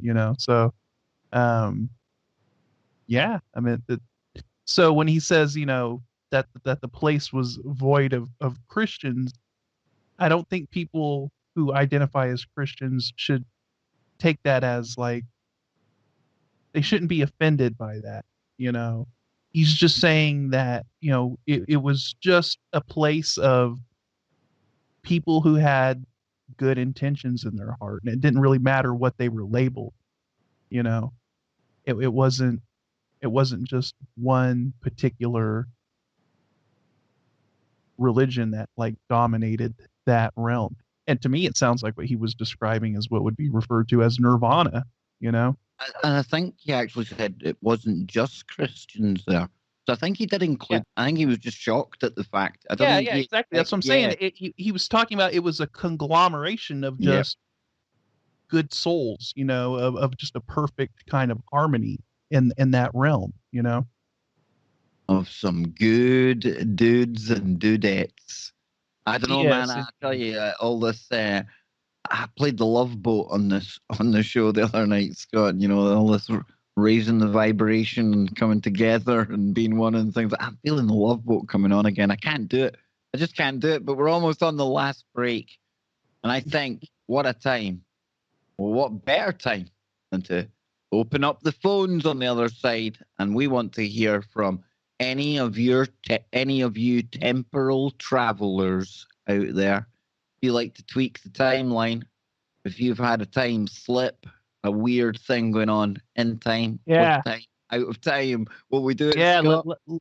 Let us, yeah, let us know, people, and try to keep it on topic, because we're on a very good vein of information here. So if you have any kind of interesting stories in particular of like time slips, or where you think even Mandela's, or any kind of strange sort of things like that, let us know, because this is definitely a very, very wild and interesting topic that that we're getting into here, and this Philip K. Dick thing. I mean, just completely mind blowing, man.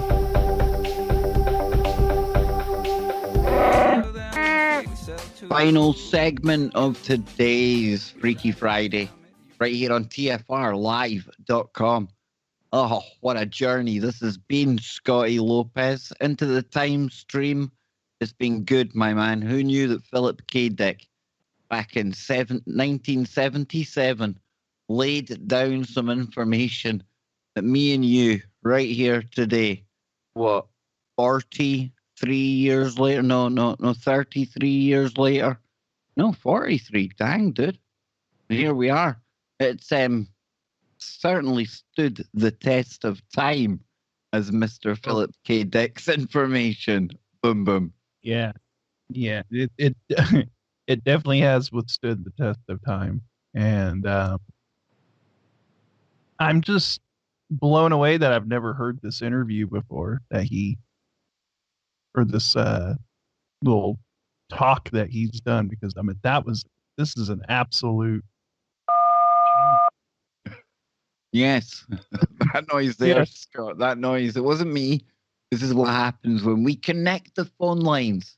So if you want to call in with your time woo, and remember, folks, let's keep it on the time woo. It's Freaky Friday. This has been a good one. Let's keep it on topic, like Scott was saying before the break. We want to hear from time travelers. We want to hear from people that have had weird time anomalies, lost time, missing time, strange Or I mean deja vu, or or or just I mean give us your thoughts on what you think ManDela's. about Mandela's, parallel dimensions, alternate timelines, anything like that. If you have any sort of theories or your own kind of thoughts on that stuff, we want to hear that too. But if you've had any weird experiences as well, I mean, let us know. But yeah, I mean, let's try to keep it on topic though. I have full confidence in our first caller of the day. He's somebody we've heard before. It's hilarious Nacy. It's Kevin in Minnesota. Kevin, welcome to the TARDIS, where time acts a little differently, my friend. Well, thank you, my favorite Kevin from across the pond. Dean Koontz has a story, and I can't remember the name of it, where the character has the ability to see parallel universes, which is one thing that I like to utilize in my world because of the situation that I'm in. I like to think of another timeline where I'm not physically disabled and I can see and I can pick up my children and wrestle around and play with them. But what I wanted to share with you is a memory that I had that I've only shared once with Paranormal Portal, Brent Thomas, after tonight's woo.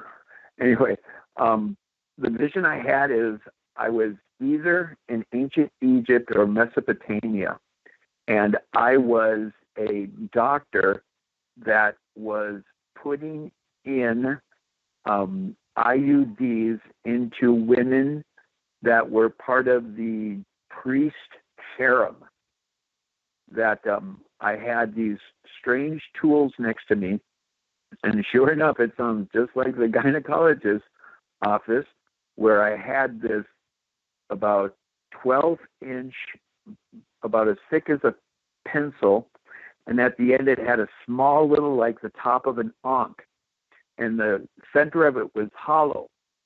And we were putting copper wire in this hollow part, and then we had a plunger. And we would put this up inside the women's cervix, and then we would push the plunger through, and the way that it came out of the end, where that curve like the ankh is, it would curl up.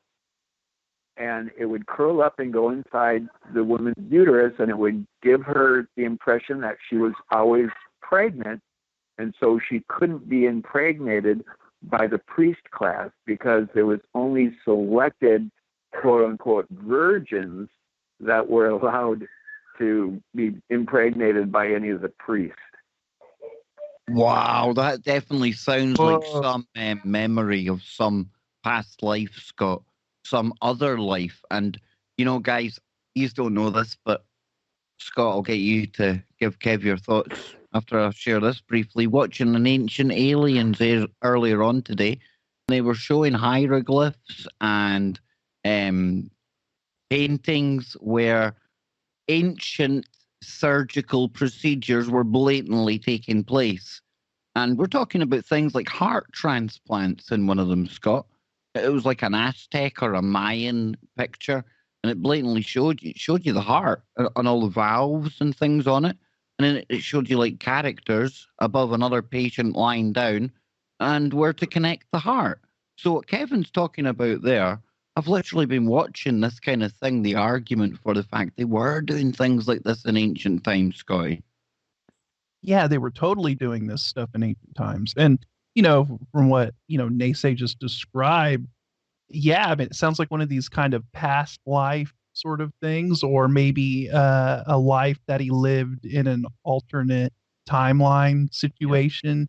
Um, and, once again, it's like, how does your brain construct such intricate details about something, that you've never experienced or that you've never seen?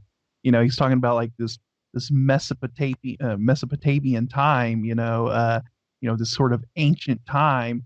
And, sure, yeah, I mean, we've seen movies and we've seen, pictures of like Egypt, and there are some kind of things for our brain to kind of reference and maybe cobble something together, but something that detailed, no, no, no. And to be like a medical procedure like that, nah, there's got to be something more to it. So, yeah, And and I'll yeah. share Oh, go ahead. Go ahead. I'll share one more that I've never shared with anyone except a few of my friends. There was this other thing that we did where we would sacrifice other humans. They would be put on this table, and their head would go past the end of the table, and they would grab the bottom jaw and they would rip the bottom jaw open. And in the back of the top of your throat, where there's that soft palate, we would take a like fish hook like longer instrument. We would shove it through on the back end of it. It had a sharp kind of like razor edge to it, so it would cut through that soft tissue at your soft palate, and it would go back, and then you would turn it 90 degrees. And because it had kind of like a hook, like a shepherd's crook on the end of it, it would hook into the top of the brain stem where all of your glands are, right there in the center of your brain. And as you pulled out, it would pull out all of those glands. We would take those glands and we would put them in separate dishes, and each one of those dishes had separate glands, and we would bring them to the entities that I cannot for the life of me visualize.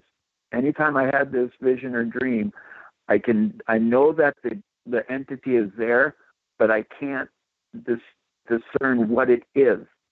But they would take these little glands and they would eat them like they were delicacies. Wow, dude. Oh, Now, Kev, what did you make of the Philip K. Dick speech? Had you heard that before previously? I'm a huge fan of Philip K. Dick, and if you go on Amazon Prime, they have his Liquid Sky series, which has a bunch of shorts and stuff. And I this is my biggest challenge that I have with it, because of my military background, because of my want of trying to find answers. As I research technology, and you learn that since the 50s and the 60s, that, through DARPA and other dark agencies, subcontracted agencies by the government, they have utilized different modalities to literally imprint memories, or even make an individual think they're hearing voices inside their head and not through their auditory, through their ears. And so now that this is waxing so hard on me, or waning so hard on me, that it's hard to make discernment of like, where are my thoughts coming from? Because as you also research the pineal gland, and you look at a bunch of ancient entities, ancient peoples around the world, and they talk about the pineal gland, that within the pineal gland is practically the same exact thing that is in the center of a magnet. And when you can get there through meditation, through hallucinogenics, although I do not suggest anybody do hallucinogenics without a guide or someone who has experienced them, and I can't confirm or deny. I may or may not have eaten my body weight in psilocybus mushrooms. But when you go into the pineal gland, there are times when you will hear like a pop, and my elders make the claim that this is what we utilize in order to travel through space and time. I agree. I agree that the pineal gland is the key component within the brain. The that flux capacitor, Scott. Yes, yeah, it is. It is the flux capacitor of the brain, and that then that gets into the whole, why do they fluoridate the water and calcify the pineal gland? Oh, that way it suppresses it and it keeps people from utilizing it and all of that stuff. And that goes into the whole agenda of dumbing down the public and keeping kind of a lot of that stuff suppressed in the population. But no, yeah, I totally agree. And obviously the pineal gland produces DMT, and we've seen what DMT experiences. A lot of the experiences that people have had on DMT.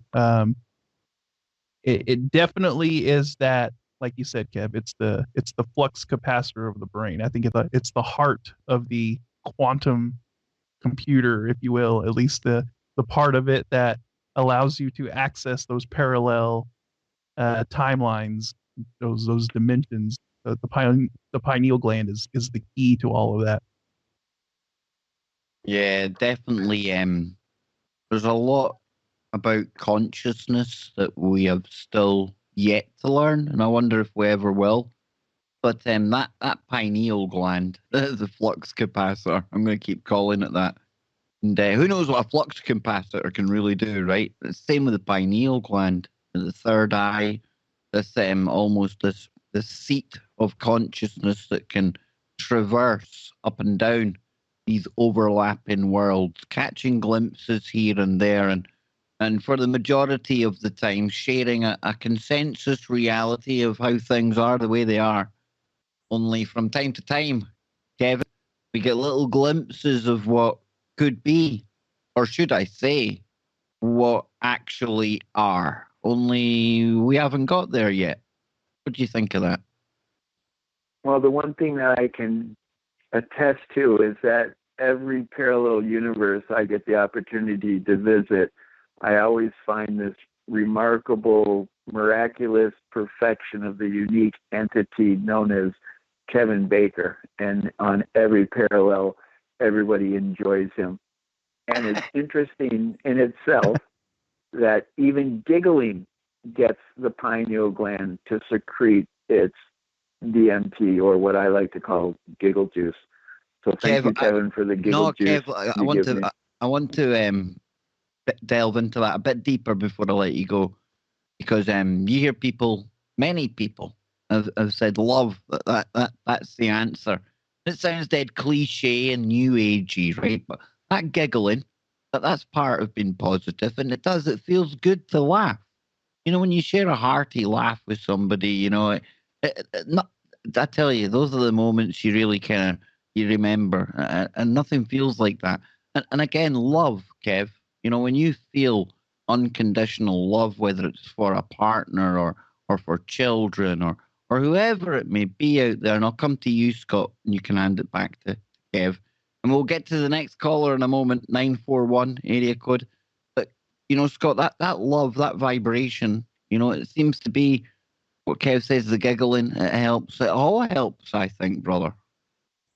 It definitely does. And I also think that, I would say cannabis is sort of one of these tools, I guess you could say, these herbs that the creator on this planet to utilize, that it helps you kind of shift maybe into a more positive kind of timeline, right? I would say, like, look, when you consume cannabis, don't you kind of, your perspective sort of changes, your outlook on the world kind of changes a little bit. It's not like this dramatic thing, but you kind of see things in a different light. You know what I mean? And I think it has more to, there's more to it than just, oh, it's just some chemical compound working in your brain. I think it's kind of opening your mind up and allowing you to maybe sort of, I guess you could say, slightly access these other kind of higher dimensions in a more kind of subtle way. It's not a dramatic thing, but I think it definitely kind of shifts your perspective on things and makes you kind of look at the timeline in a different fashion, if you will. So I thought I would bring that up too. But yeah, Oh positivity, yeah, all of that stuff. It, 30, it it definitely puts you. 31 years this summer is how many years I've been utilizing cannabis. And that's why I have the name Hilarious Naysay. And this is also why I recently got addicted with doing open mic. Because once you find the ability to make other people laugh, it not only helps you, but it helps them. And so I claim that I'm saving the world one giggle at a time.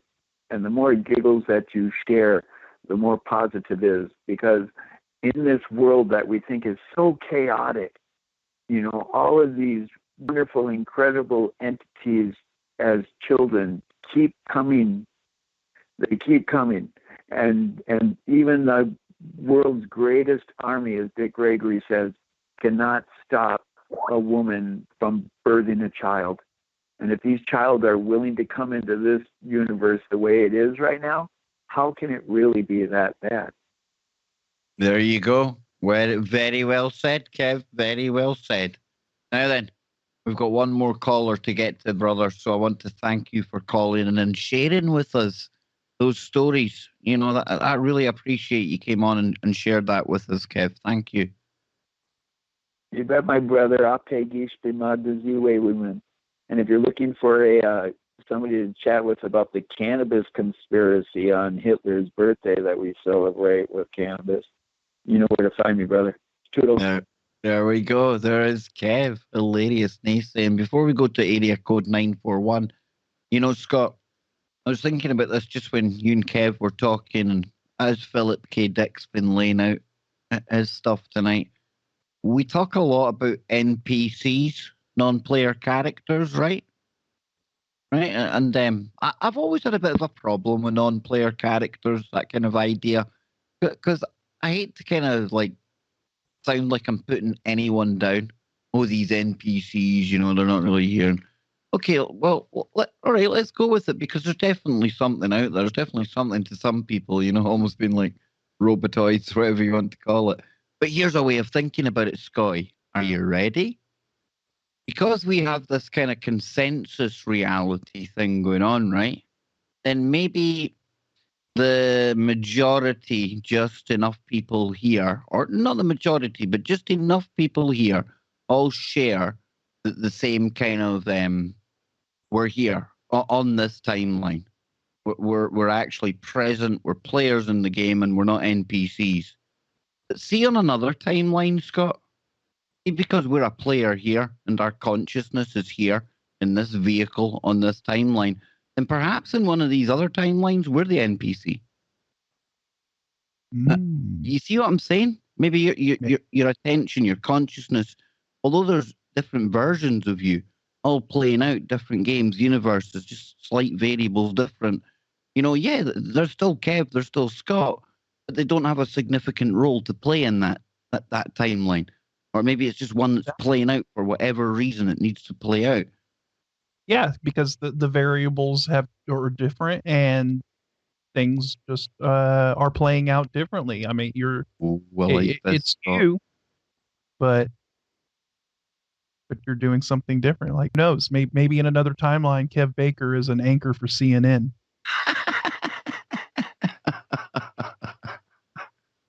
What do they call Como? Fredo? Is that what they call him? Yeah, Fredo. Yeah, Fredo. Yeah. Anyway, let's go to area code 941 on this timeline. We're going to Florida. Welcome to Freaky Friday, my good friend. What's your thoughts on time? Shalom. Blessings. Who is this we're Hello, talking to? how y'all doing? It's Brian. Oh, Brian. This is Brian? Yeah, Brian, it's lovely to talk to you, brother. What's your thoughts on tonight's show? Well, sir, I actually have a time slip story to tell you real quick. And I've mentioned before when I was a kid, I had those missing time periods and possible abductions. But one of the things I used to have to do as a kid was, because of my behavior, end up locked in my room occasionally and sometimes even in the closet. And when I would get into fear, I would get into this inner closet in the bedroom and I would sit and I would talk to this guy in the closet. And for years, it was just a thing with me that, the imaginary friend, my parents explained it all to me, this, that, and the other. Well, in college, we had a big party one time, and as our previous caller said, I would not recommend hallucinogens to anybody to just play with. It's a tool, not a toy. But I ended up doing 26 hits of LSD one night, and I ended up locking myself in a closet for 3 days. And while I was in that closet, I went through every one of those conversations I had with that little child. And when I came out, I felt like I was a person who had talked to myself all those years before. Oh, my Yeah. word. Oh. Oh. So whether or not it was a time slip or just a trip because of a recall of a dream, or I can't tell you, but all the conversations matched, even the ones I didn't remember at the time. I ended up crying for 3 days afterwards. It was such a strong thing. It was like a healing process that I went through, because sometimes I was locked in that closet after being beat. So it was just an insane thing that was part of my healing process of growing later in life. And I want to make one little comment about NPCs. There's no, in my book, really NPCs, because we're kind of like all a body. We're all one thing or group, so we all have an important piece to play. I mean, a muscle not being used would be considered an NPC, or blood just going along with the flow would be considered an NPC. So we all have important points and moments in this life that we touch others, or that we touch the great consciousness. And I think that it's kind of egotistical or self-centered to try to look at others as being less important or less part of the whole thing. But anyways, that's my 2 Big cents. time, Brian. No, Brian, that's exactly why when I was saying to Scott, I'm not really comfortable with the idea, because I'm like, I don't like putting people down, like Brian said there, Scott. And I've always felt that with that whole kind of meme, that whole idea. I mean, I get it. I do get it. Maybe a better way would be to look at it like we're lights, Scott. Some are switched on, Well, I some mean, are even switched off. all the ancient scriptures call us sheep, and there's a reason. And it says there's sheep and shepherds, and even the shepherds are called sheep at times, and greater shepherds than them. And it's because a flock provides life, is sustenance. It brings life, and that's what mankind is meant to do: bring life to this world, bring life to each other, to grow into this universe and bring life throughout the whole thing. And a flock, each piece is important, because as it's slaughtered, it brings life. And I think too often we focus on death as a negative thing, because we've been taught that you're there and done. And yet our life continues after us in many different ways, whether it be life force, memory, love that our progeny pass on behind us. Anyways, thanks for the soapbox for a minute. Brian. That was Brian, good. we Good were stuff. going to just I let you agree. take us out today. Yes, Scott, I'll let you speak to Brian. We've got a minute left, but I tell you what, Scotty, what a call to end the show. Oh man, yeah. I mean, the callers tonight just top notch as usual. And no, I mean, I agree. The NPC thing. Yeah, I mean, I've utilized the meme a couple times, but no, in general, I agree. I mean, we all have a role to play, and we all touch somebody in some way, and we all make our contribution in some way. So yeah, I mean, the NPC thing, it's kind of like but um nah, I mean, I agree. I mean, those I understand us comparing it. yeah. I understand us comparing it to something that is a new model in society. but even the NPCs in the program are important to even whether it's a visual effect or some other thing to occupy a space in the program or whatever.